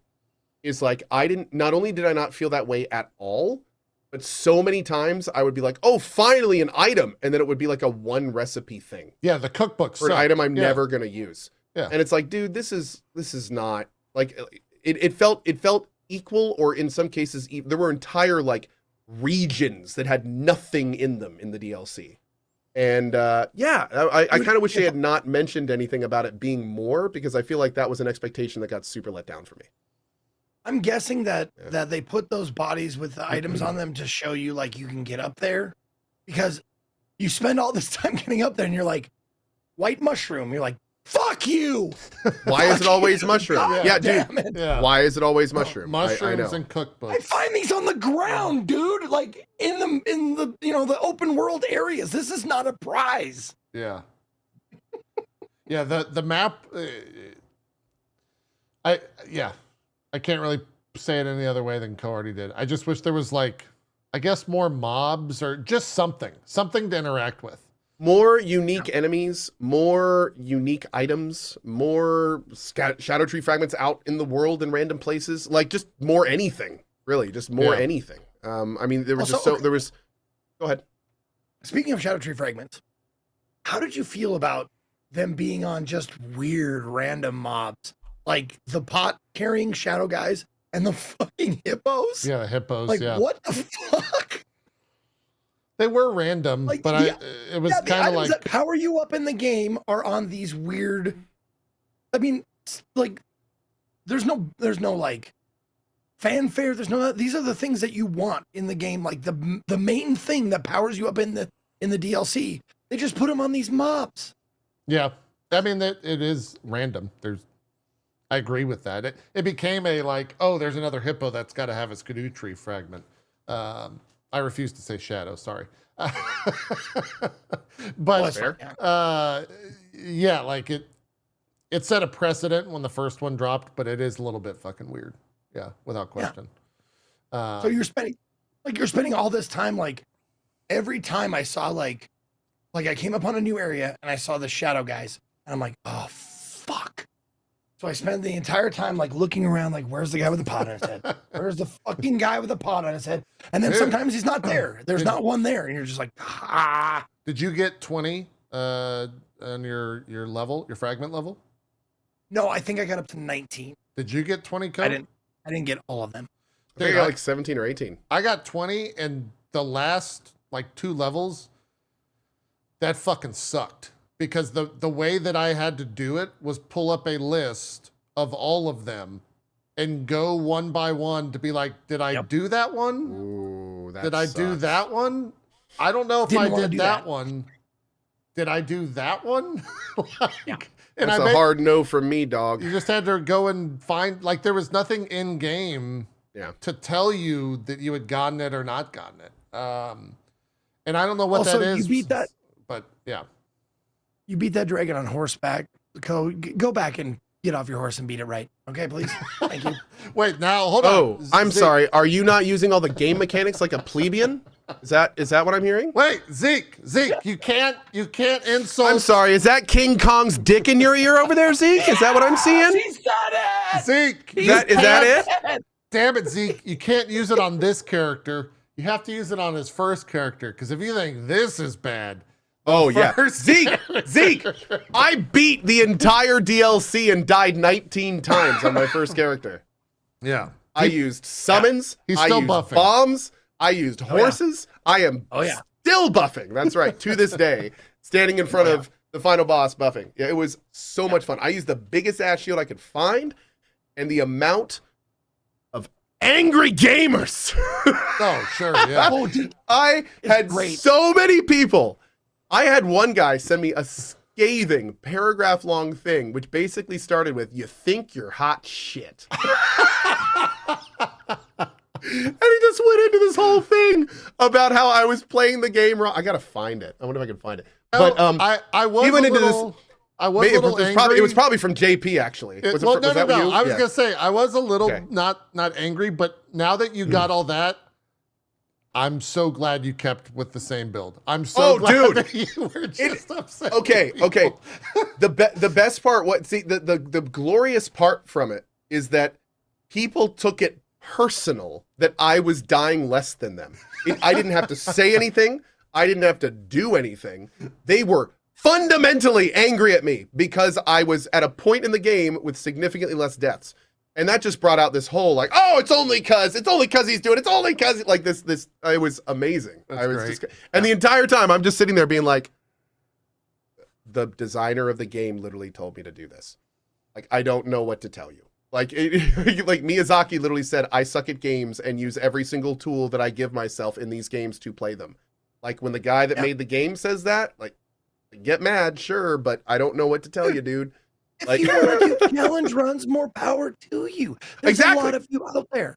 Yeah. But like every line of like the bullshit, like you passed this bullshit line, you didn't really do it. Like whose line are we looking at though? Because there's people who say like, you know, even using it's like there's summons. Summons is the big one. If you're using summons or not, that's the big one. That you can put 2 things in. The physic. Physic vial. Yeah. Using the physic is up. Using certain weapons. Oh, you're using the Bloodhound Greatsword. Oh, you're using the Blood Flame from Ricard. Oh, well, you might as well just not even play the game. Yeah, Panoxy. Yeah. Why even play? Line is it anyway? Exactly. True. Yeah. You're using a shield? What? Yeah, I saw a lot of tweets out there like, I beat DLC with no magic, summons, physic, bullshit. And I'm like, oh, that's all bullshit to you? But did you do it with your fists without any weapons, with no armor on? then you didn't really do it. King Kong's dick. Yeah, I love how it's like when people say that kind of stuff, it's totally okay, but they only have to say one word wrong or one thing. It's like, so I just beat Elden Ring DLC, no summons, no weapons, just talk the mobs to death, none of that other stuff. It's like, okay, cool, good job. Yeah, that other stuff's bullshit. Hey, you man! What do you mean it's bullshit? Wait, hey! What you did sucked, and you suck too. Yeah. Say yeah. Zeke, you were talking about the final boss. I put 150 attempts, which was about 5.5 hours, maybe 6 hours on one day, using the weapons that Ko's using here. And Final Fantasy was launching the next day, so I had to be up or I didn't have to be up. I was going to wake up at 3 a.m., and it was like 7 p.m. Yes, you did. I had to be up. And so I was like, it's cool. I think I'm going to respect, because I think if I respect, I could probably kill him, guys, like pretty easily. I don't feel super happy about this, but I want to see the end of the game, and I'm going to respect. So I respect to super heavy armor with a shield and a poker. Beat it on the first try without using any heals. And it was like, I was just like, this is the stupidest fucking thing. I'm just doing this. And it was like, I beat it, and I was kind of like, okay. Sure. Like it didn't feel that good. It didn't feel like I had accomplished a giant task, but I still beat it. So I felt good about that. It didn't feel bad though because of the game or what you did. It felt bad because you didn't meet your own expectations. Yes, absolutely. Yeah. Without Just question. an important and a very important thing to keep in mind. Yeah. I will say this to you, JP. That is something you get over super fast, and I'm sure you understand using magic in the game sometimes. You well, get over that feeling. You're like, wow, I just went, and the guy died. Like, yeah. Sorry, I'm so powerful. Yeah. Okay, somebody said it's terrible balance from Software. I don't know. I don't know if that has anything to do with balance. Yeah. I kind of like that From Software puts different weapons in, where it's like if you want an easier time, you can use. Like for instance, absolutely. I took I think I killed Radon in 4 tries. Yeah. And I tried it a few times, just like my normal build. I was getting rocked. He was totally overwhelming my shield. I was not being aggressive enough. It was clear that was not going to win. So on my 3rd attempt, just like JP did, I went, okay, chat, like clearly this isn't working. What can we try? And some guy was like, oh, use the holy bonk skill that heals you. And I was like, no, that's not going to work. He's freaking holy. It's not going to work. They're like, dude, just try it. I went in there and face tanked Radon. Yeah. Bonking him with a giant hammer that was healing me every time it hit. He killed my summon and focused me, and I just sat there and kept bonking him till he died. And for me, it felt great. Yeah, because like I was like, that was my whole plan. That's what I wanted to do. It felt awesome. Like I had a great old time. But it's like I loved that weapon was there. I love that the pokey weapon is there. The freaking dueling the shield that they put in. Have you seen those things? Those are basically I win weapons. Like there are some bosses that there's nothing they can do against the player if you have enough endurance regen. You can literally just sit there and you choose to hit attack and kill him, or you can just sit there forever blocking.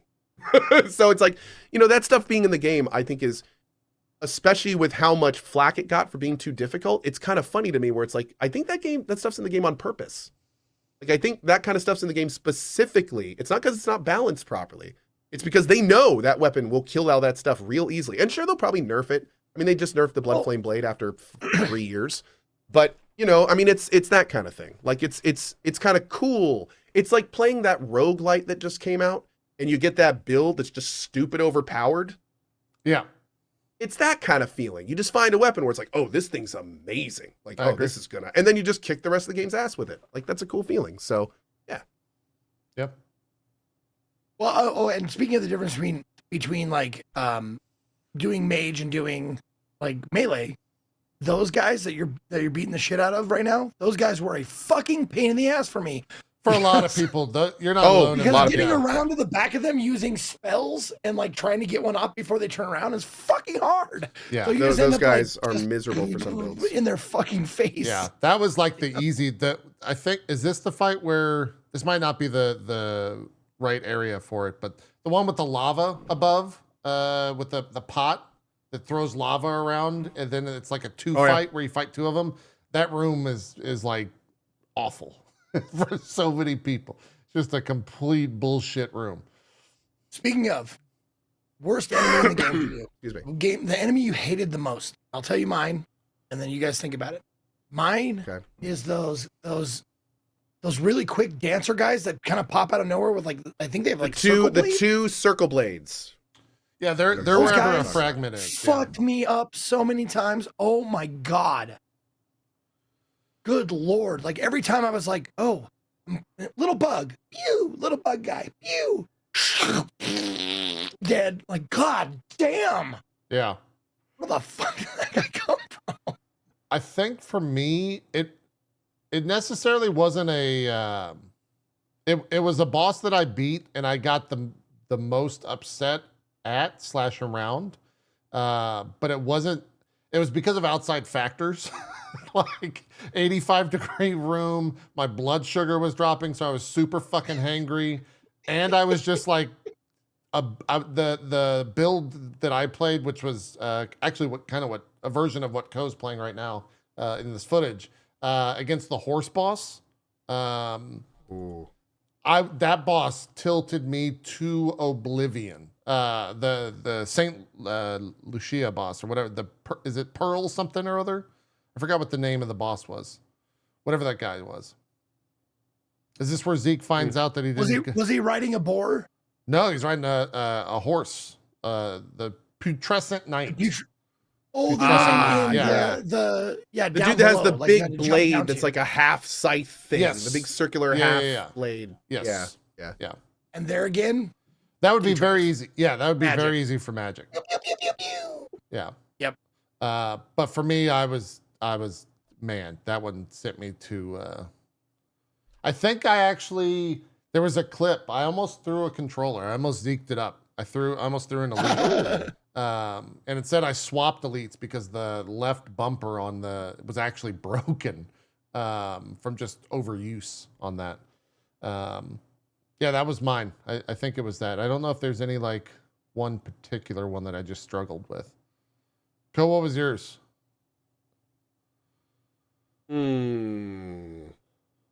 So on my first run, I died. Let's see, who were my big deaths? My first few deaths were Renala. My second few deaths were Mesmer. And then my last like group of deaths was Radon. I'm trying to think if there's like any mob, though. I know, I'm trying to think if there's any like normal mob that really frustrated us. Oh, those electric goats, man. You did die to that electric goat. That's right. I remember seeing that clip. Yeah. One of my 19 deaths in Elden Ring DLC was to a rolling electrified goat. And I don't know how I feel about that.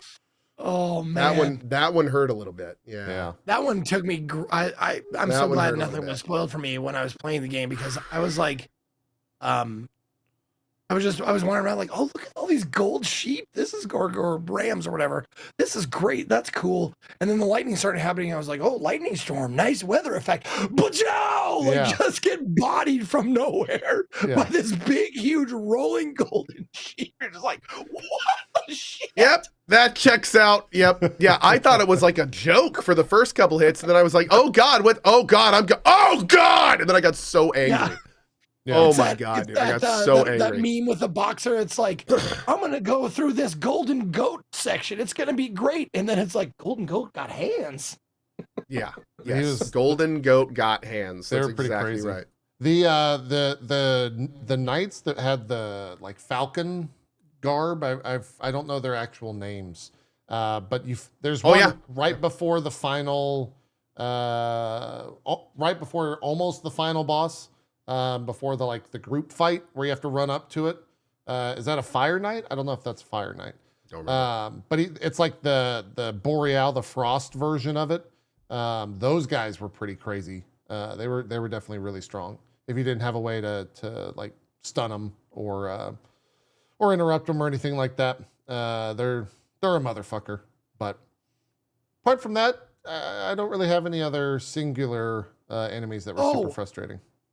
the ones we're looking at right now, Yeah. anybody who's a mage knows this. But any blobs, like that fall from the ceiling or whatever, the targeting on them is like mid-body, and if you're not in like a specific like golden range zone, you'll just hit the floor with your spells. Oh, that sucks. It's so fucking ridiculous. Like the blobs will be on the floor, and you'll be like aiming right at them, and you'll hit the floor right in front of them, like with 3 different like, God damn it, inch closer. God damn it, inch closer. Fuck. I can see how that would be super annoying. Yeah, it was irritating. Yeah. It was still great though. I still think, I've talked about it on the show already for me, but it's still something I think about fondly, and actually still want to go back to. Like I still want to try out a bow build. I feel like the DLC made it somewhat viable. I'd still love to try different weapons because I've only really done the dex weapon, the backhand blades, which I just stumbled upon the first day. It wasn't like something that I spec'd into. They're so good. And they were they ended up being like the best weapons in the DLC. Yeah, they're so nice. How about this? What was your favorite boss fight? The boss fight you had the most fun playing? Because I had mine. Honestly, it's a weird one, and a lot of people didn't like it, but I loved it because there were 3 for me. I like the story, but like, if you do like all the NPC quests, and then you get to the NPC fight, that was dope. I love that. Yeah. The NPC, the group fight or whatever you're talking about. Yeah. And you get to hear all their dialogue when they pop cool. out and you summon them. Like that was so much fun. I had a blast doing that. That was a very cool fight. Agreed. Yeah. For me, I'd have to say I had like a 3-way tie. I really, really enjoyed the Bale fight. I feel like that is one of the most cinematic fights they've done. I mean, it felt like I felt like I was watching cutscenes throughout it. And then the Egon part, like I would have thought that fight was amazing on its own, but then the Egon part of it just completely put it into a kind of a league of its own in terms of Souls-like. I felt like I was playing like a AAA RPG, not like a Souls-like game. I really did. Like I felt like I was watching the epic culmination of an epic character, like achieving his life's goal. Like it was awesome. It was awesome. So that fight was definitely one that took away. I also really enjoyed actually 3 other fights. I really enjoyed the Shadow Tree. That one was cool. I did not get that fight spoiled for me at all. So I definitely was very confused when it came back to life. Yeah, the sunflower. Oh yeah. Shadow Tree. Yeah. That fight was very cool. Love that one. And then I feel like one that people don't talk about too much that I really like, and honestly, I kind of wish it was a larger fight, was Midra. He was a cool fight. That was a cool freaking fight. They were man. a cool fight. It was a cool. I don't know. Yeah. But dude, that whole thing was like very cool. Like that was some crazy stuff. And yeah, I really enjoyed that whole thing. And then now wait a second. I don't want to get my names confused. So oh wait, no, I think that's the same. Never mind. Yeah, we're good. Those are the 3 big ones. Okay. Yeah. I remember there were a couple bosses that were a little bit different. Like I'm trying to remember my names here. I don't want to get them mixed up. Midra the fight with Ivan or whatever that guy's name is, the dude in the after you do his whole quest and going under the throne. That wasn't Midra, right? That was that was the finger goddess. Yes, thank you. Whatever. That one was awesome too. I liked that fight too. That was the other fight. Also, little Meter or something. Metir. Oh yeah, Midra was that the one fight was very cool. That you have to kill the. Midra's the one that you have to kill the guy, and then he becomes the the madness thing. That's yeah. I do this for like human size. I know, right? In that world. Yeah. But yeah. So that the Metir was also very cool. I'm kind of surprised Metir, with as much work as you took to get to him, didn't have like a more like pomp and circumstance with him. Little known fact, by the way, when you get Emir's robes, go to your closest bonfire and alter them. Yeah, you can alter the robes for a fun and Easter egg. It is a very, very fun little Easter egg. Yeah, definitely. Yes, so somebody just pointed out in chat, what was your favorite boss to fight, Ko? Yes. All of them. Who's robed? Yeah. It's the Emir's robes. Emir's robe. The dude that yeah. Yep, I know who that is. Yep. Fun little Easter check egg him out. I We'll do that. think I want to say like it's a toss up for me between Renala and Mesmer. Renala is just like such a like just cool fight, and she's got so many combo strings that she can continue or she can stop. And I did that fight so much that it was kind of a gamble on if she was going to do this, or this, or this, or like, and I was always like, what are you gonna do? What are you gonna do? And I enjoyed that a lot. And then Did you guys do a lot of parrying or no? No, I didn't do any pairing. I any played like I said, the Dex bleed build. So I was basically glass cannon. So my build, the more I played, the more I realized that the build that I ended up with is attack as fast and as much as possible before your HP or before their HP releases or gets very to 0. Bloodborne. Yeah, Yes. very Bloodborne. Yeah, so like I killed Mesmer in 58 seconds. Like he just died stupid fast because I realized that's most of the encounters were get into a corner and get the boss in the corner with me so that he can't or they can't move and I can just constantly auto attack. And that's like one of the most difficult fights actually was Gaius.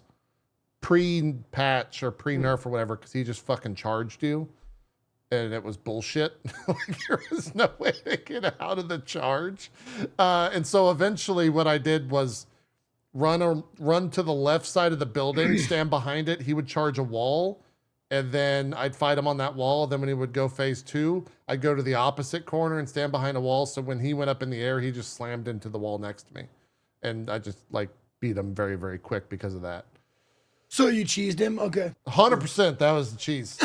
100% without question. Yeah. Yeah. I mean, at this point, it's what I expect from JP, so you know it's cool. Yeah.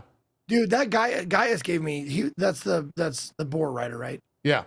Yeah. That guy. Even I think I probably played it after the nerf. That guy gave me a lot of problems because some of the fucker mage. moves so fast. Totally. It moves so fast that you miss like your spells. Even though because the spells don't home in 100%.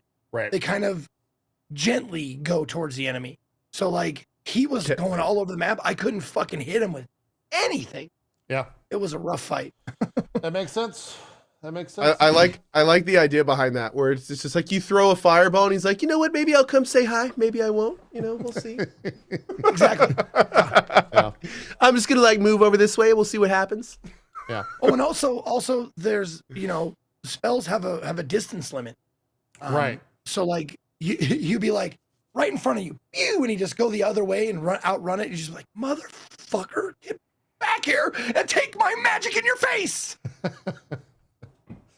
Title of Zeke's sex. Okay, never mind. Oof. I think that's Elden Ring DLC. How would you guys rate it? Like I definitely give it like at least an A-, if not just a solid A. Yeah, I would say right after I finished, I think I said 10 out of 10. After sitting on it for some time, I think 9 out of 10, but I think I stand by what I said, that it elevates Elden Ring, which was already one of the greatest games of all time, to like up there in like the top 5 best games of all time. Yeah. Like it's a masterpiece. Like they're so The sheer it's volume, just incredible. like the size of it was just astounding. I didn't know it was going to be that big. Yeah. It's just an incredible game. And the fact that Miyazaki's out there and he's like, oh yeah, I want to, do something better, do something bigger. And it's like, what the fuck else can you do? Like this game is, it's almost perfect in so many ways. I don't understand like how you still have ideas that are somehow going to probably be on the same scale of quality of this, but I'm all for it. Keep giving them the money. Open world armored core. Give it to me in my veins. Sure. I guess he's got different like niches that he can hit, like an open world Armored Core or sci-fi or Oh my god. stuff like that. I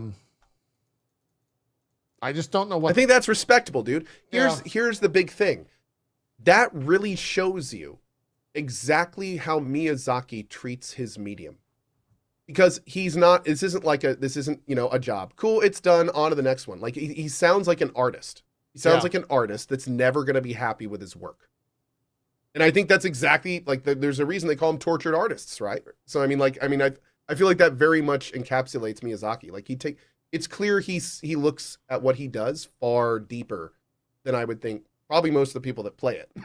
Like, that's why Taylor Swift's new album is called the Tortured Poets Society or whatever. Exactly. She's a known avid Elden Ring fan, just like her boyfriend. She's an artist. As well. Man. Exactly. And as a fellow artist, she understands Miyazaki. That's right. That's right. Exactly. Yeah. Yeah. Didn't he say, he said in an interview he wanted to make a JRPG, which I'm on board for. I don't know what that looks like. Is it weird? Is it weird that these days I want to be like, what is your definition of JRPG? Yeah, no, that's like what does that mean to you, Miyazaki? Like, are you saying you want to make a turn-based, like, epic scale thing, or like what that can mean a lot of different things. Which I'm all for. Yeah, I'm all for any of them. Like, any of them are fine, but I am very curious what that means. Yeah. It's like, so Miyazaki, what do you mean by JRPG? He just like takes a deep breath and he's like, dating sim. I would like to conquer dating sims. Yeah. Oh, and they were like, cool. See you in 2 years. Can't wait. You sparked. We'll put a pin on the Elden Ring discussion. I like someone in chat. Dating sim in a poisonous swamp. What do you think? Let's workshop that. Yeah. So I just saw that clip of you fighting those skeleton guys. Now this isn't a spoiler because they were in the first game. Oh yeah. But like the skeleton guys that you have to kill them like while they're on the ground. Yeah. You know, while they're whatever. It just struck me as so funny every time I did it because I have these these big powerful spells. And I'd be like, could you kill him? And then I come up and go, dink, with my staff. To keep him down. To be like, I summon a fireball as big as the sun. Yeah. And now to make sure you're dead. Boop. Yep. The best part, if you're one of those people that has like the basic ass dagger with the holy enchant, so that it really is just coming up and like just stab him. Just little tiny 3 damage, like boop. Okay, now you're dead for sure. Just gotta poke him with a stick. You get. I think it was Co when he said dating sim. Jogged my memory. And this is only really for the two of you because I know how big of a fan you guys are of Like a Dragon. But I think that extends to the fan base. Did y'all see the comments from the Anime Expo event panel or whatever they had, where he said that you will be surprised at the next game that we're going to do. And he was talking about like, is this Ryuga Gotoku? Yeah, it's like the mainline Like a Dragon series. They said it will come as a surprise for fan in terms of what kind of game it is. I'm going to say this right now. If you don't take every single member of the Yakuza franchise and put them on little go-karts that I can race, I'm going to be very upset with you. What if it's a minigame compilation where it's all the minigames from all the Yakuza games in one? That's literally the next best thing. As long as one of them is on little carts, I think we're fine. All right. Down. No, I will say though, a giant mini game.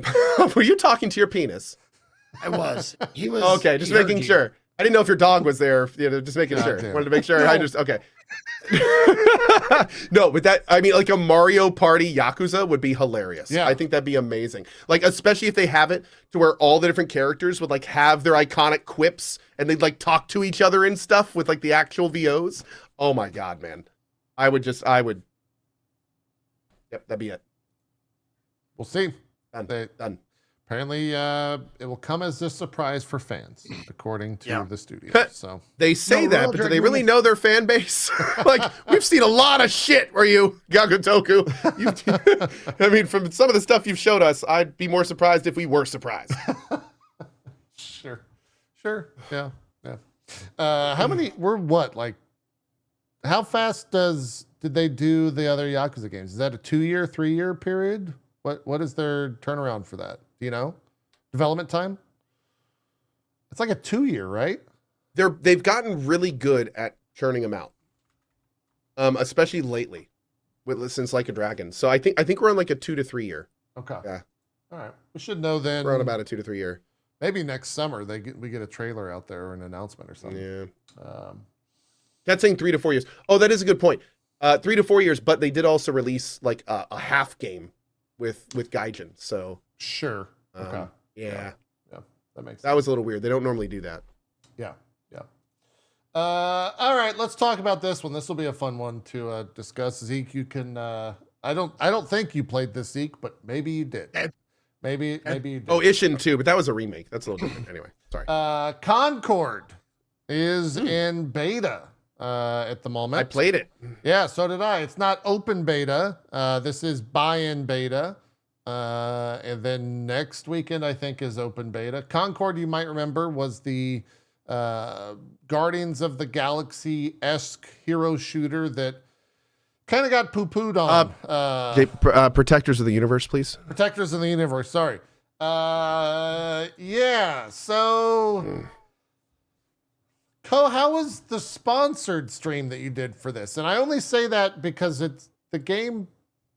How was the sponsored stream, Ko? The sponsored stream for this game, for me, went exactly like the game is. Yeah?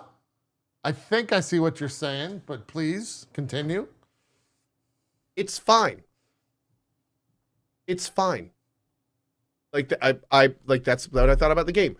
This is what happened to me. I knew coming in this is a 5v5 hero shooter. Everyone knows how I feel about 5v5 hero shooters. I kind of burned myself out of them in the Overwatch period, and ever since then I have been trying them for a little bit, and not a single one has pulled me back in with either new mechanics, new interesting things, something to breathe some life into the 5v5 hero genre.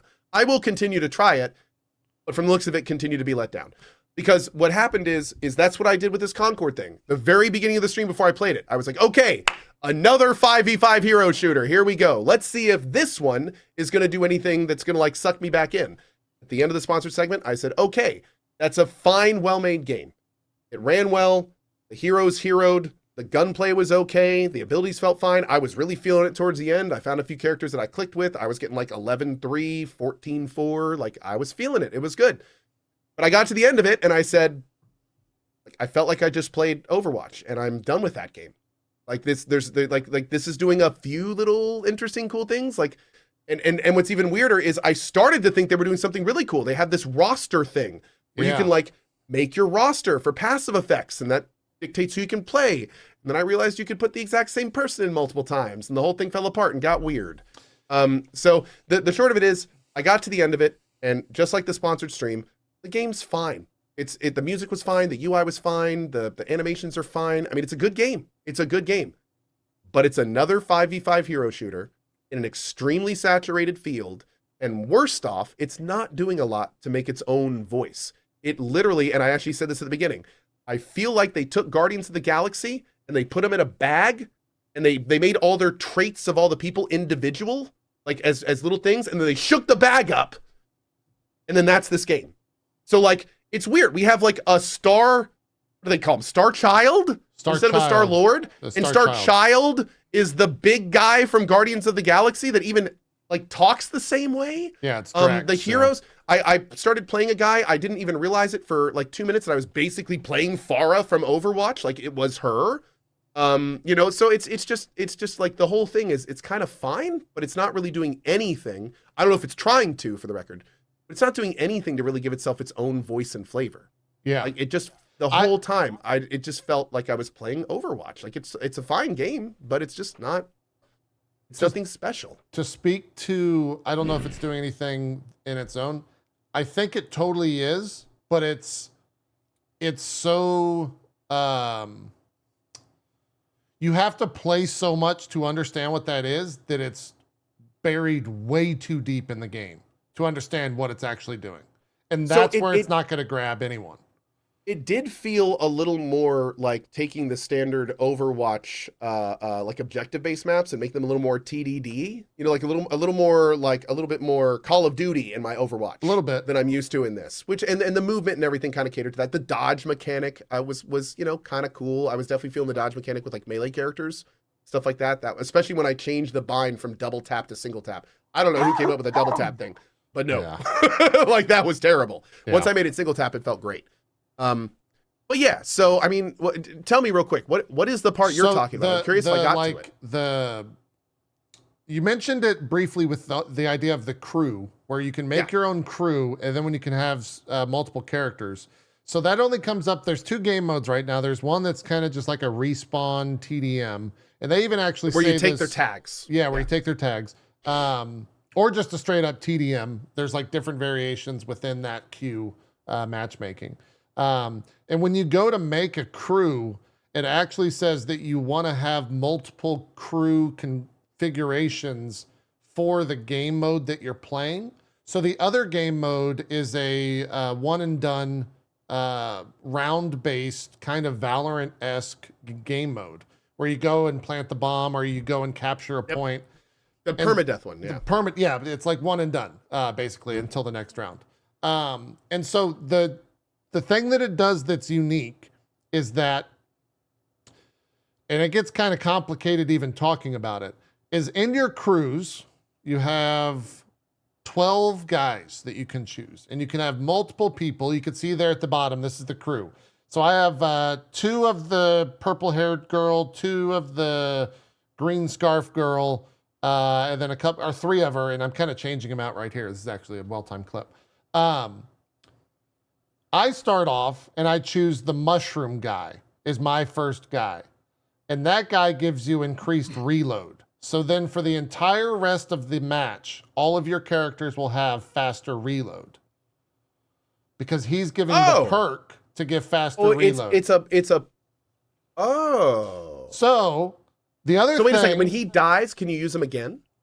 Yes, but if you win, then you cannot use him again. But if you lose, you can use him again. Oh. So the other thing is that guy plants these little mushrooms around the map. The mushrooms, unless the enemy team kills them, persist through the next round. So you can have heal packs, mushrooms, all of these different things set up that all give you different sort of bonuses throughout the map, throughout the rounds, even when you're not playing that character. So that's kind of the unique thing that they're doing, is this progression system based on how you have your crew built out. You get passives based upon that. So for example, I would start with the mushroom guy. I played for like 6 or 7 hours. I would start with the mushroom guy, and then I would use the crossbow girl, and her biggest issue is that when she shoots her crossbow, it takes forever for her to reload. To reload it, yep. But if you have the perk for faster reload, then it takes significantly less amounts of time and you're that much more stronger. And so there's a bunch of different perks. And then the other thing is you get variants of each character where their passives are different from the base character. So it gets very fucking convoluted way too fast, and people that are just hopping into this game for the first time will never understand or care to understand any of that because there's no need. Right? You know, I have to admit, I saw the variant, I saw the passives, I even like read over some of them. I even put together my own crew. None of what you just said made it through to me. And that's why I think this game's gonna fail. In fact, I just put together, like I was putting together a crew, I saw that I could put the same person and I was like, this looks dumb. Like, why would I do this? And yeah, okay. Yeah, it's unfortunate. It's super convoluted. Like I actually went and read the in-game help. Should have done that thing, apparently. because I didn't understand any of it. I didn't know what the fuck was going on. I was playing with 2 other people, Bruce and Lawrence, and we were trying to figure it out. Like, it's a very convoluted thing. That it also at the same time, it is doing something unique. It's doing something kind of cool. But if I took a long time to do that, the general person's not going to give a fuck about it. Like, they're just going to jump in and be like, this game looks pretty, but I don't understand any of what's going on. So I'm going to go to the next game. And that's after they've already spent $40. And I think that's the worst thing going for the game. And maybe everyone in chat that's going to assume this is free to play, it's $40 to buy in. Well, you think that like the one thing that they're doing to make their game unique, that would be on the front page. And it kind of is, yeah, but not up. Is it? Well, yeah, because like Coke kind of understood it, but he didn't. I mean, I went in. No. To be clear, I saw the roster Okay, thing. all right. I was like, oh, Me this dumb looks dumb. cool. Yeah, no, me dumb. Like, I definitely went in with the intention of being like, what is this system? And I poked around a little bit, and I left being like, that looks dumb. So no, I will Okay. say that I did not leave that system being like, oh, cool, I should look into that more. I definitely went in and left being Okay. like, I don't really get what's going on here. So no, that was Yeah. probably says more about me than the game, but No, that'll be a shared thing. Everyone I've spoken to that's played this game that did that sponsored portion, kind of checked it out for 2 hours and then, went along with their day. They didn't grasp that in 2 hours because the game doesn't tell you to grasp. It doesn't like force you to understand how all that works. It just, you assume like, oh, left click, shoot, QE has some abilities. Cool. That's the game. Because that's what most of these games are. So yeah, and then again, it's a $40 price tag. Like it's $40 I gotta say, entry. that's so the terrible. that's the part for me that got me a little baffled because like Yeah. they're entering a field that is dominated by free-to-play games. They're saying you need to pay to play ours, but they don't overtly offer anything that the free-to-play games don't have. They would say, I bet you they would say the cutscenes that the beta that you saw 2 cutscenes. Well, at the to be clear, yeah, not only that, but they also say, and to their credit, that if you buy the $40 game, then you get all the DLC and future characters and all that stuff. So you're essentially Right. pre-buying that. But here's the thing. You can say that, but the follow-up to that is, why would I do that when you haven't proven yourself? Why would I Yes. give you $40 when you're saying this will pay for future content when I don't know if your game's going to be here in the future if it's not successful? Yeah. So, I mean, that kind of, it's what they're doing is kind of trying to switch the whole free-to-play thing on their head. And it's not, and they don't have the game to do that with. It would be a completely different thing if it was like, this was a really cool game that people are really hyped about. And like, sure, let's do the $40 thing. Let's switch it all on their head. Great. But I just don't feel like they're entering the field with anything that the free-to-play stuff doesn't really have already. yeah. Do you think the price tag cuts down on like cheaters? I don't think they care. I don't. Yeah, I don't think that's a concern. that might be a reason why they say, but does it? No. At the end of the day, it doesn't fucking matter. Right? Okay. Like, I don't know. I don't even know if this game has anti-cheat in it to begin with. To be honest, I didn't see the any. thing that's really interesting to think about is this is a large game by a pretty large company. It's by and Sony. they are Yeah. exactly. So I would argue one of the biggest. And they're going against all of the established monetization of this literal exact type of game. So it's going to be, if this thing flops horribly, like that's going to be kind of 100% on them. Like 100%. Like if this game comes out and flops, like I can only imagine the executives in the boardrooms that were trying to convince that this would work. It's just like, I just don't see it, man. I just don't see it. Yeah. Yeah. I just don't see it. Well, and the other. I hope it succeeds. I mean, I hope it does. I'd love for that to be a new thing, but Yeah. I mean, you hope every game succeeds. Really, no one wants to see a downfall mostly. of a game. Oh, okay. I see what you're saying there, but yeah.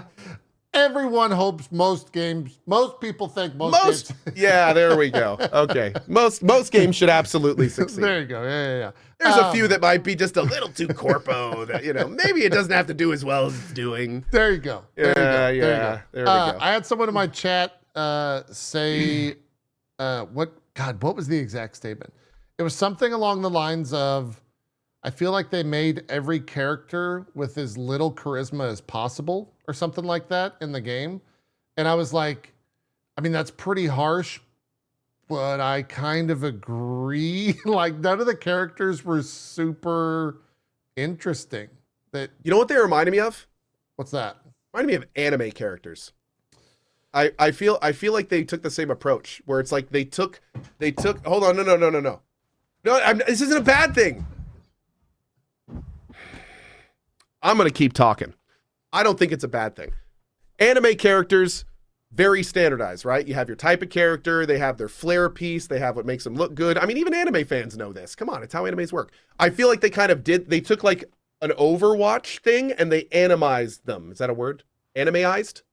Yep. I don't feel, but I feel like that's what they did. They took all of these archetypes and then they just like randomly put in flair bits for each of them. That was kind of like almost randomized. And that's that game. Yeah. I mean, that makes no sense. Well, you haven't watched enough anime then. It'd make perfect sense to you if you had. No, the truth is, I agree with you. Yeah. Oh, sorry. I know Stupid brain! it hurts. Why are it you hurts making a me little say bit. things? I know. Was it? No, I think. No. I wasn't saying anything bad for the record. I just feel like it's they take all the established archetypes that have been there, and then just kind of like new characters in an anime. They each have like their flair, like what makes them have their little special thing. What's their little gimmick? It makes their little quiche, their little kitsch thing, and like they just did that for every character, and it feels very like. I don't know. Hey, ChatGPT, what's a character like Reinhardt that's kind of like Guardians of the Galaxy? Oh, look, Star Child. Yeah. Yeah. I mean, like they're it's just that not kind of interesting feeling. It's that kind of characters. feeling. Yeah. Game of sidekicks. I Sure. still don't know who okayed Star Child. Like, I like how do you? I mean, Yeah. how do you? Is that a translation issue? Like, I don't understand. Yeah.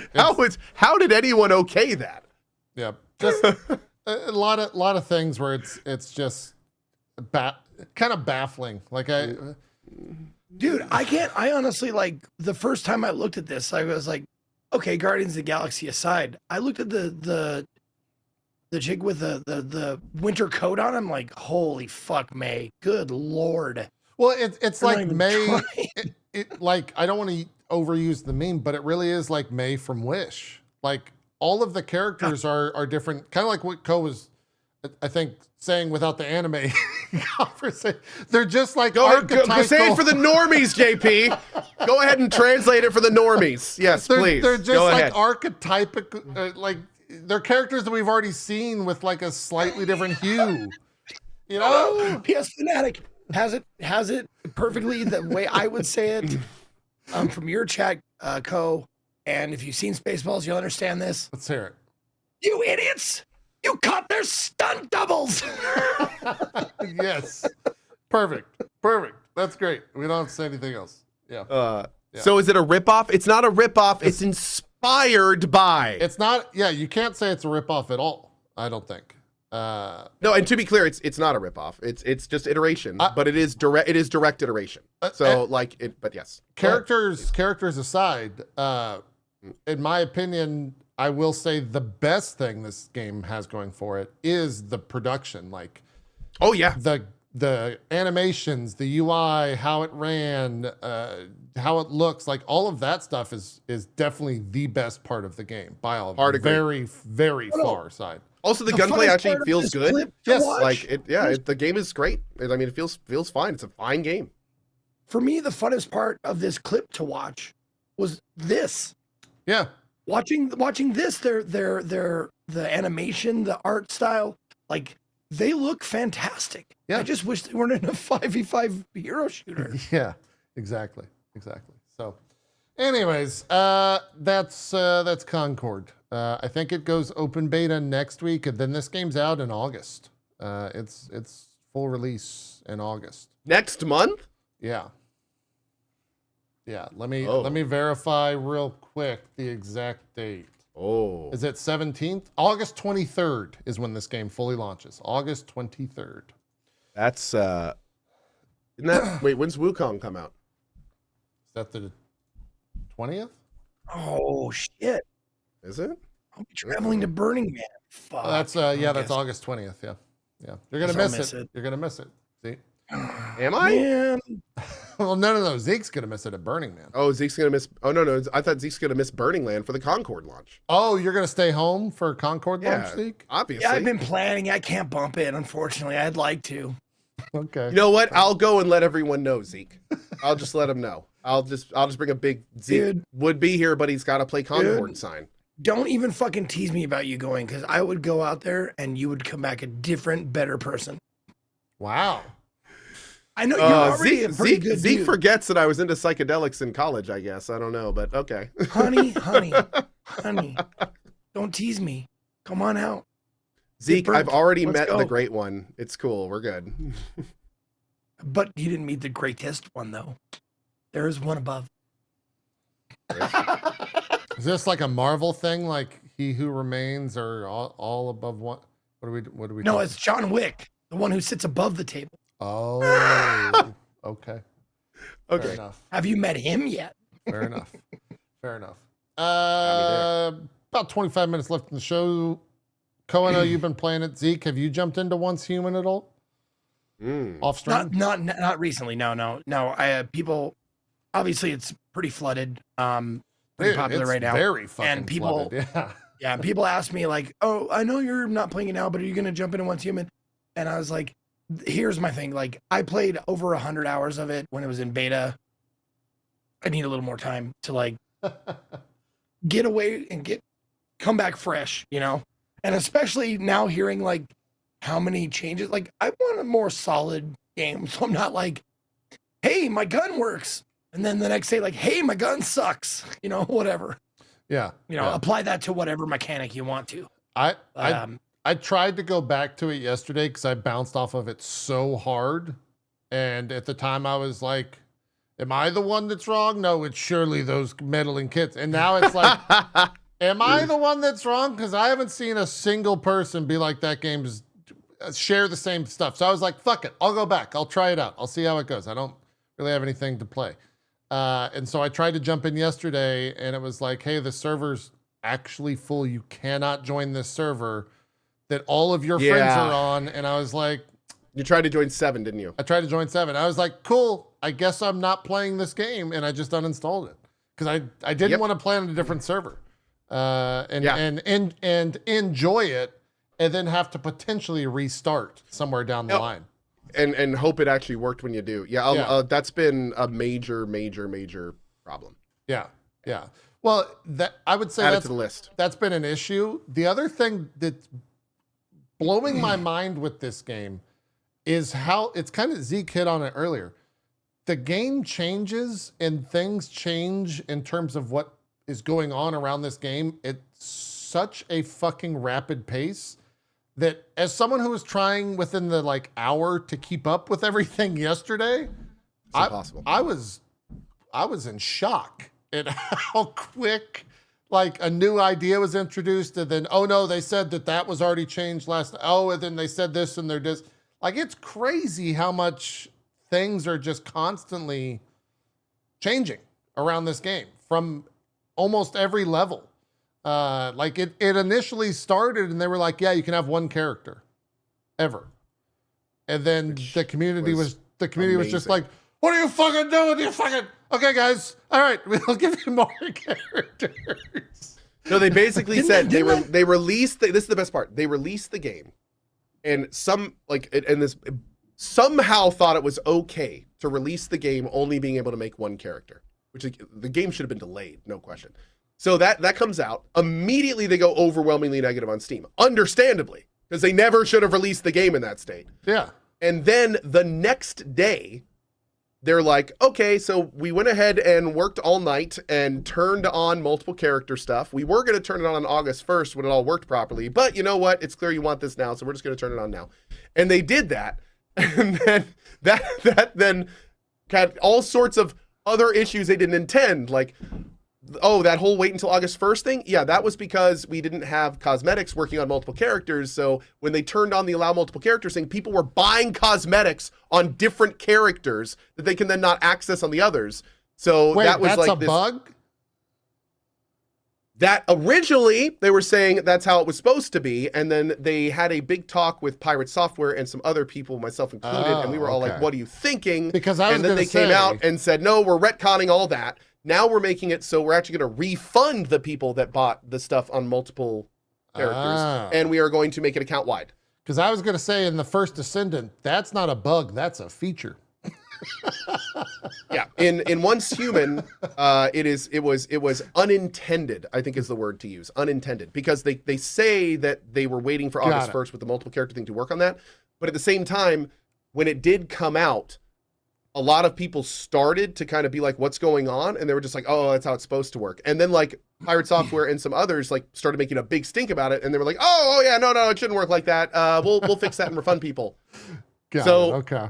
The one thing about Once Human, and this is both to their credit and detriment, and that is there are like multiple layers of the Once Human dev team. Not all of them speak English.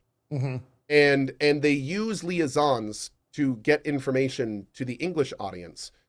But the problem is that the liaisons don't always have all the right information. And sometimes we'll be like, "Yeah, I think it's supposed to work like this," which then they tell the streamers then tell that to their player base, and then all of a sudden that's like the canon in the community. So the issue, there's two main issues. The first is just the lines of communication that this company has set up are abysmal. Not only internally, but also externally. There are major features in this game that are not well explained, the community doesn't know about. There was like this huge 6-week thing coming where they said they were going to make all these massive changes and like how the game was going to work and everything. And then basically me and others erupted and were like, "Dude, this is not going to work like you think it is. This is going to just be a huge PR disaster." And then they publicly said, "Okay, well, we'll think about that and we'll bring in your feedback and we may make some changes." And that was like 3 days ago and we're still waiting to hear from them. The big thing with this game is the devs are trying seemingly so hard to make the player base happy and also the people that pay them, that things are moving too quickly to A, properly get into the game, and B, properly to relay to their player base. And we're seeing this happen over and over and over. Just recently, it was the fact that there were 3 separate timers in the game that said when phase 2 was going to open, and nobody knew when they were open. Not only that, Can you explain what that means? What is phase 2 the next like? So the way that the seasons work is there's 6 phases, and each phase is a week, and each week has like some extra content and extra story stuff and extra things unlock, and the seasons, which are 6 weeks, move through 6 phases. That's how this season works. The next season may be totally different, may last a different amount of time. They're still figuring out what they're going to do with season 1. Like there's a whole lot of unknowns that we don't know. Got it. But yeah, the short of it is it's just these devs are working their asses off. That's clear. They're every day, every other day, there's a patch. The liaisons are doing their best as well, but they're trying to get out information when they don't necessarily have access to the people to confirm it. Is that a person? Is that who's liaison? Is that liaison? Is I'm working with like 4 different people. Like I'm in a Discord. There's 4 different liaisons with Once Human devs. No, I'm not sure what their official position is. I'm talking about people that interface directly with the devs and then take that information to the community. I'm sorry, I'm trolling. It's liaison. I'm sorry. That was a bad. Oh, liaison. Oh, liaison. Am I saying that wrong? Liaison. Everyone has a handful of words that they've been mispronouncing their entire life. Oh, that's liaison is one of them. I got it. That's one of them. I say it all the time. In your defense, in my chat, I said people who chronically mispronounce words have read it but never heard anyone say it out loud, so it's okay. Don't worry about it. No. Mine is called brain muscle. I've heard it. I've said it so many times incorrectly that even if I'm told the right way, I just keep saying it the incorrect way. Yeah. It's a good peek into how my brain works, which is not well these days. You didn't let me finish. The end of my chat message was also he dumb. There we go. Guys, look. I have my crown that I write with. He's got his crayon. Yeah. Your crayon apple. He's got his liaison. Crayon. I got my liaison. I do. Yeah. It's fine. It's fine. So anyway, the community you guys keep making fun of him. I'm going to people. push you in a chasm. Oh no, don't do that. Don't do that. Yeah. So it's Let me an make a gif interesting. of it. Do you have any more, Z? Do you have any other good ones? Aluminium. There we go. That's not the same thing, but okay. That one's fresh. It's just that's fresh in his brain. That's more dialect, but okay. We'll keep going. So anyway, all right, just making sure. It's one of those situations where the game is changing so fast. The community liaisons are trying their best but having problems keeping up. And on top of that, it's becoming more and more abundantly clear that these devs are willing to make sweeping large changes just based on what the community wants. Now, the weird thing there, and this is where things start to kind of like go off the rails a little bit, because that 6-week season thing and a lot of parts of this game are clearly because they want this game to be like a free-to-play base game. Like, they want the game to be free-to-play. It's using a lot of stuff that like Genshin does and free-to-play games do, right? Like, that's the kind of game they're going for. But the devs are listening to so much feedback and actually making so many big changes that like the game itself is starting to angle towards a different audience than free-to-play gamers. And what that means is that a lot of the stuff that works fine in free-to-play is not necessarily going to work fine here. And I think they're kind of trying to wrestle with that. For instance, by making the map so like actually engaging and like an MMO, and you know, it has all sorts of little completion stuff you can do, and there's side questing, and there's all these things that are like traditionally like a single player RPG that we're used to seeing almost in MMOs and like theme park MMOs. But the free-to-play part of it is going to erase all that after 6 weeks. And that's still gonna happen, right? And we think, as of now, that is still gonna happen, but they are taking feedback on what the players want to happen. And the problem here is that like that's the schism that's happening. So like I like a free-to-play player may look at that and go, oh cool, and you know, I'll play 10 hours a day every phase, and then the 6-week season ends and a new season begins with new content and a new character. Awesome. Yeah. Right? I love Path of Exile and I don't have a job, so it's great. But the problem is that a lot of people are seeing this game on stream, they're seeing it on Twitch, they're seeing like little clips from it, and they're going, oh, that looks like a fun base building sandboxy RPG. And they're like, I want to go in there. And they may be casual or office workers or military or parents. And they're going, yeah, I want to play this game, you know, an hour a day, maybe 30 hours a month. And this game will not work for them. like the way it's set up is this game is not a game they can play, because like they'll slowly work through the content and these phases will open up that won't make a lot of sense to them because they're moving at their own speed. And then they'll maybe get like a third to a halfway through the season before it all disappears on them. Right. And they're being told to make a new character for new content. And it's like that like the free-to-play thing works, clearly. It obviously works. But this game has become bigger and is now catering to lots of different types of players that may not be normally used to that kind of thing. It's also the one of the biggest free-to-play games with the least amount of pay to win. That's what I was about to ask. Which is also bringing in people that wouldn't normally be like about this kind of thing. What can you buy in terms of just anything? Cosmetics? It's all cosmetics. This game is 99% pay to win free, and the 1% that is in is very arguably totally pay for convenience. Is there a lot There's nothing MTX? No. Yes, there's a lot of base building MTX, there's a lot of full armor MTX, there's gun skins that have animations on them. Okay. I mean, there's entire armor sets that have like red lightning that crackle around them. I mean, in free-to-play fashion, they have spent a lot of time and energy on the MTXs, as they need to. It's the only way they're gonna make money. The house building MTXs are amazing. My house is like fully glass. Like I've got all these other cool things in it, and like all that's MTXs, and you know that's fine. The only little things they have, and I do say like 1% of a 99, is there's this sub program you could sign up for, and it gives a little bit of extra functionality to your mobile base, which I don't even use. And it does add a few extra features to Eternal Land, which is a feature there I feel still trying to figure out. Players almost, like I've never touched it, and I'm a builder. Eternal Land is this like, if you imagine each season as an island, Eternal Land is like a little island that always exists. So the idea of Eternal Land is that you can take your stuff from seasons into Eternal Land and then build and have fun in Eternal Land. And then when a new season starts, you can like get some resources into the new season from your like permanent base. Sounds cool on paper, but there's all sorts of reasons why it doesn't work that way. Like there's all sorts of reasons they still need to work on it and figure it out. And again, to their credit, they may not know how to figure out how it works because they don't really know how their seasons are going to work yet, which they're still working on. So, that all kind of makes sense. But, it's a cool concept, but we'll have to see if it's really going to work as new seasons and stuff come out. But anyway, now that I've been talking for a long time, TLDR, this is a fun, good game. It's free, it's worth a try, and it has almost, if not completely, no pay-to-win mechanics, outside of some pay for convenience. The only kind of cloud hanging over this project is the fact that it is developing so fast that communication and getting information to their community is very much an issue. And this is definitely the kind of thing where I got asked this today. They said, can casuals play this game? I would argue there are far better games for casuals to play if they plan on keeping their current plans for seasons. Right. That is if they plan on keeping their current plans for seasons, I really couldn't recommend this game for casuals, like at all.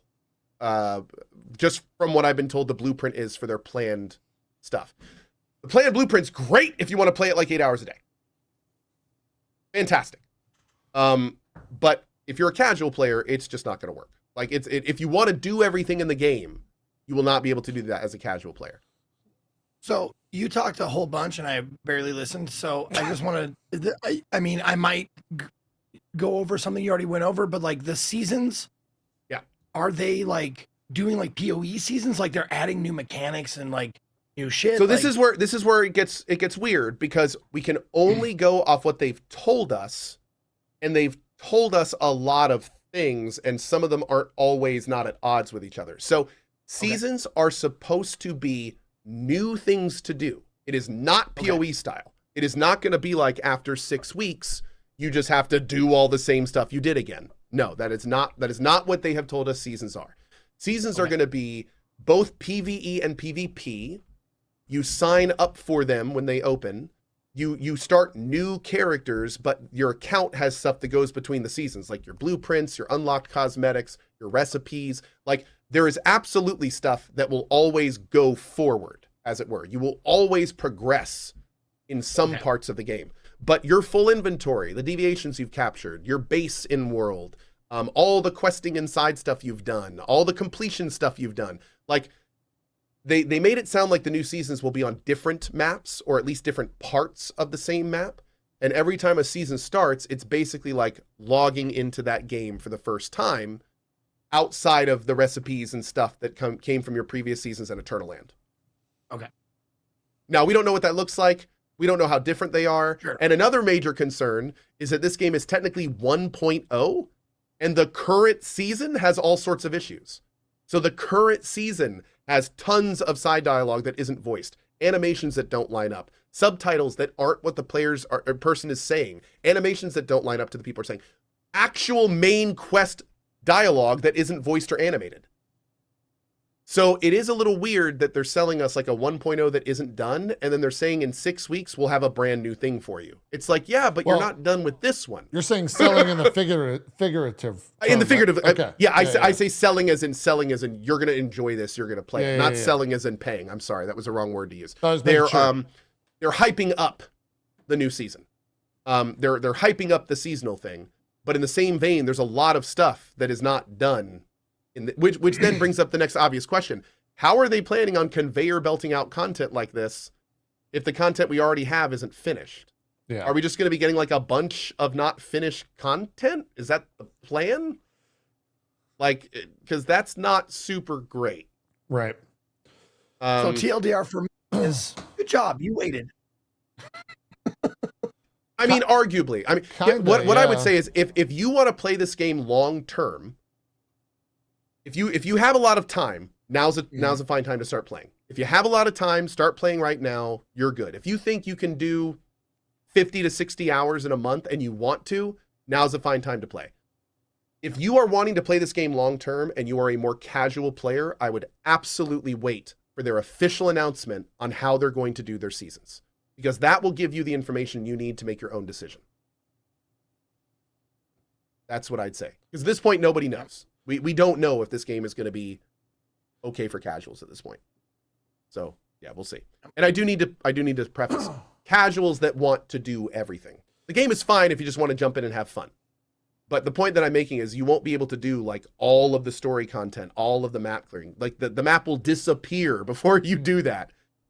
If you don't play like, an hour to a couple hours a day. Yeah. Let me, Because you only have 42 days.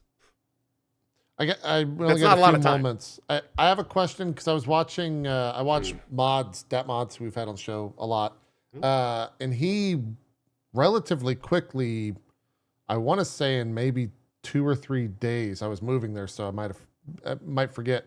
He basically hit a thing where it's like, yeah, I don't have anything to do in game. Like I've done Yes. everything that I've done because I'm waiting. That's on the phase phases. 2. That's the Yes. phase. So, Yep. is that just?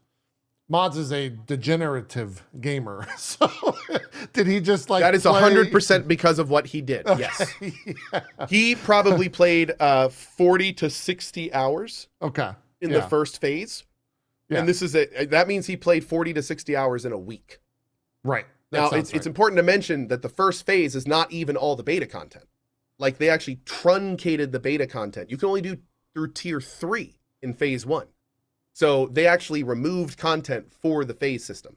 So today, for DAT mods, for instance, that opened up phase 4 and 5. Excuse me, tier 4 and 5. So tier 4 and 5 is now open, which means he has like an entire tier to work through, all the memetics and stuff with that. And then he's got Now- all of tier 5 to farm, and then all the farming that comes with that. And also in this phase, this opened up some of the farmable endgame stuff, which wasn't really in the last phase. I remember him Because it was talking like about that. mid-tier. Yeah. So now that this phase is open, they'll have actual like things to farm for the rest of the season. The other question I have then, that is based on server, right? The time is based on server. So there are NA and EU servers that opened up the day after the game came out. And on their game, if they open up and look at their phase 2 timer, it doesn't open until tomorrow, even though ours opened this morning. Got it. So your Okay. time, the time of the phasing is dependent on servers. There are good things and bad things about that. But I have to say that given this company's not great communication, I would say this airs much more on the not great side. There has been so much confusion in my chat from people going, why is he playing phase 2 and I have a timer? And it's because nobody told them that their server started later. They didn't know. They didn't know that. And now they're going, wait, you're saying that if I want to play that, I have to roll on a different server on a new character? And they're angry about it.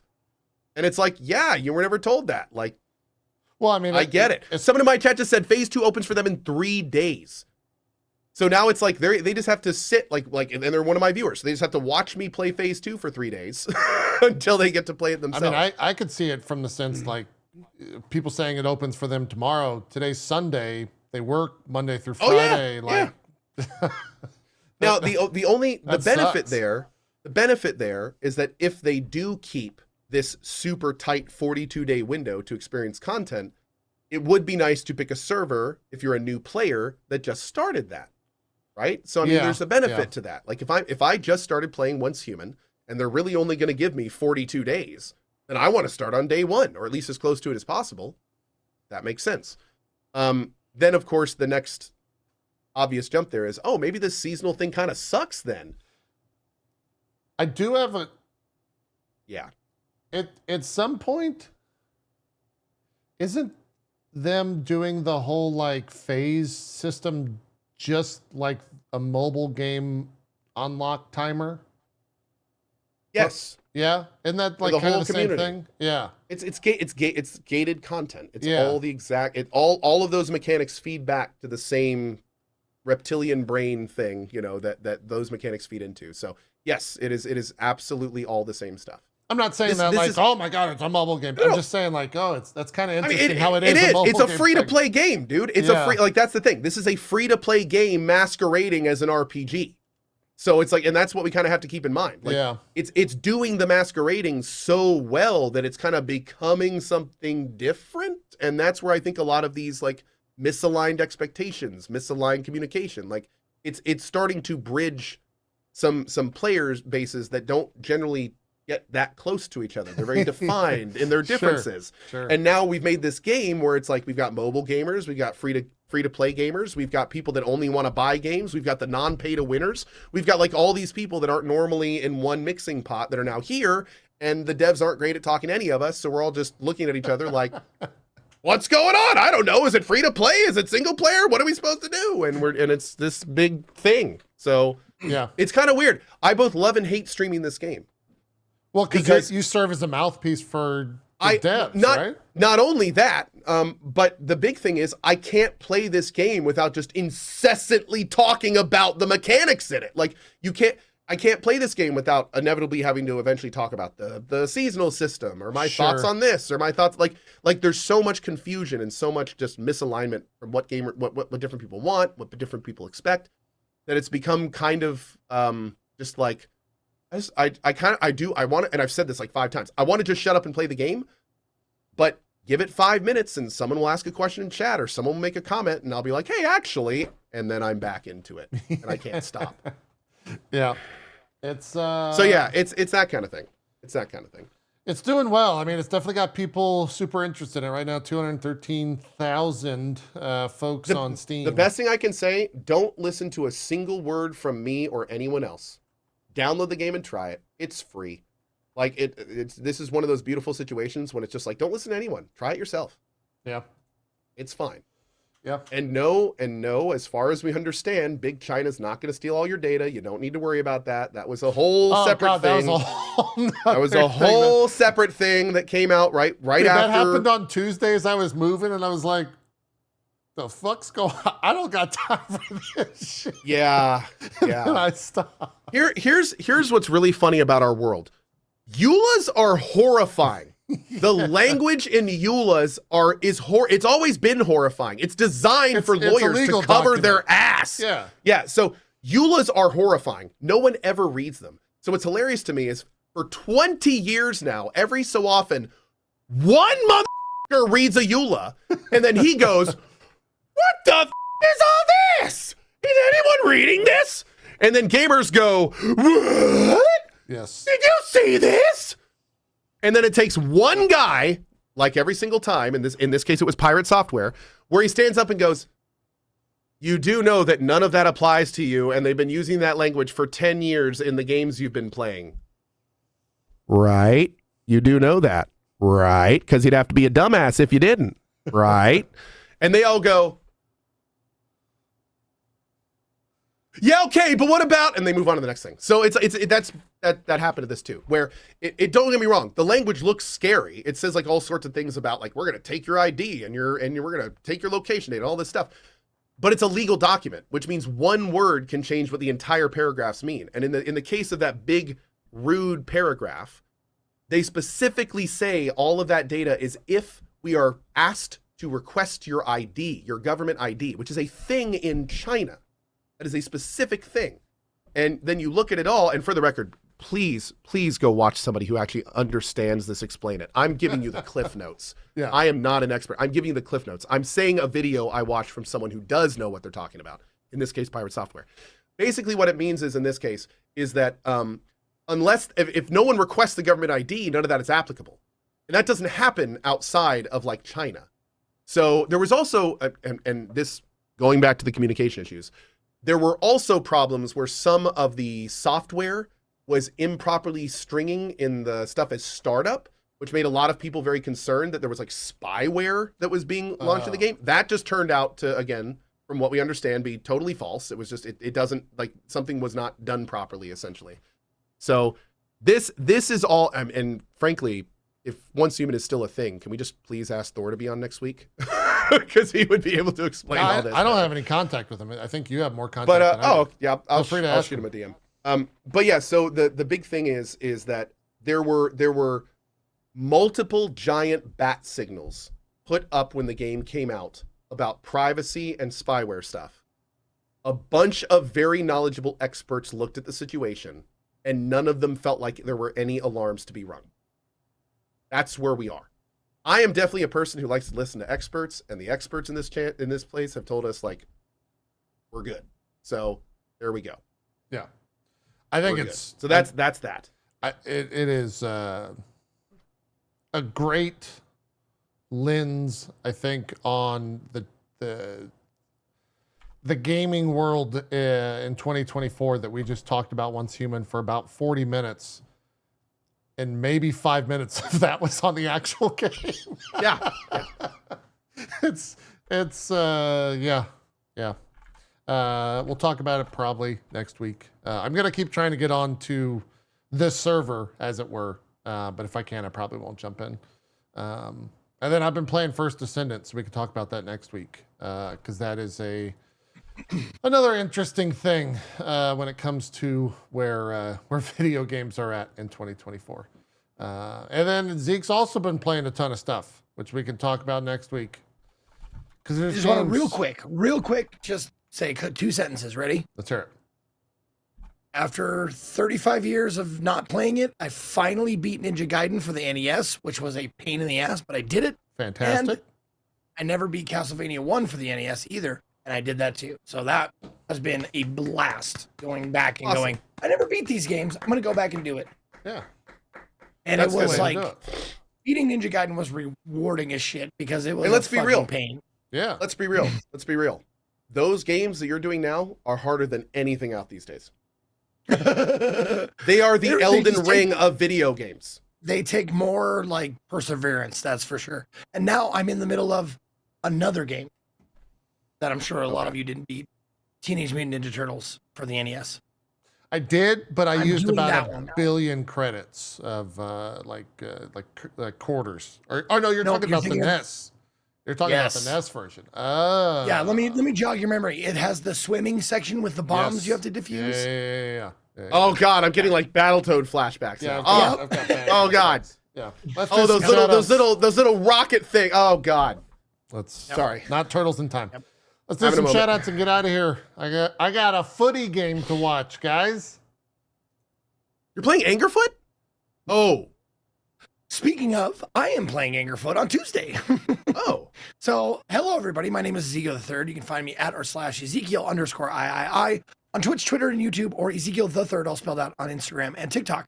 I'm currently in the middle of Oh wait, the Games I game's never almost beat. over. Whoops.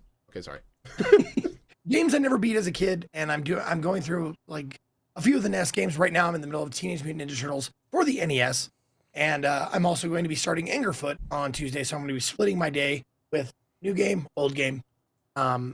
It's been fun, so I'm going to continue to do that. Tonight, though, very special event. Jack LaFear has been a friend of mine for a long time. Has 100 months subbed in my channel, so that means he gets a game of his choice. And his game of choice was for me to join him playing Earth Dawn tabletop role-playing game. Cool. That will be tonight on Jack LaFear's channel, twitch.tv/Jack LaFear, LIFEAR. If you want to check it out, it's going to premiere in about 4 hours from now. So I know it's a little late for a lot of you, but if you can make it, come on out. So that's what I'm doing. Thank you guys for watching. See you next time. Fantastic. Co, what's going on? Sure. As always, big thanks to JP and Zeke. My name is Ko. Hi. Gonna be playing a lot of Once Human tomorrow. Gonna be working on our base, working on the new phase, doing all that stuff. If you have any questions about the game, be sure to drop by and ask them. Anyway, hope to see you there. We have been having a lot of fun in it. And yeah, see you guys next week, if not before. Fantastic. I've got more First Descendant probably to check out. Still haven't started, shocker, at least people outside my community. I haven't started Final Fantasy Dawn Trail Story yet. So I still need to do that. And then we're just kind of cruising. I think we do have, I've got a sponsored thing for PoE on Thursday. And then Friday, we're going to check out the Capcom Tower Defense-ish game. Kuni Mitsugama? Maybe? I don't know how you say the fucking name.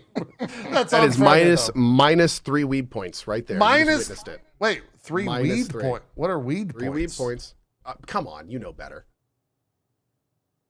What the fuck is a weed point?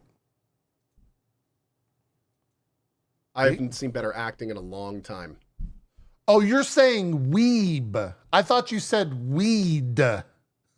And I was very confused. You're saying weeb, and to that, I say, go fuck yourself.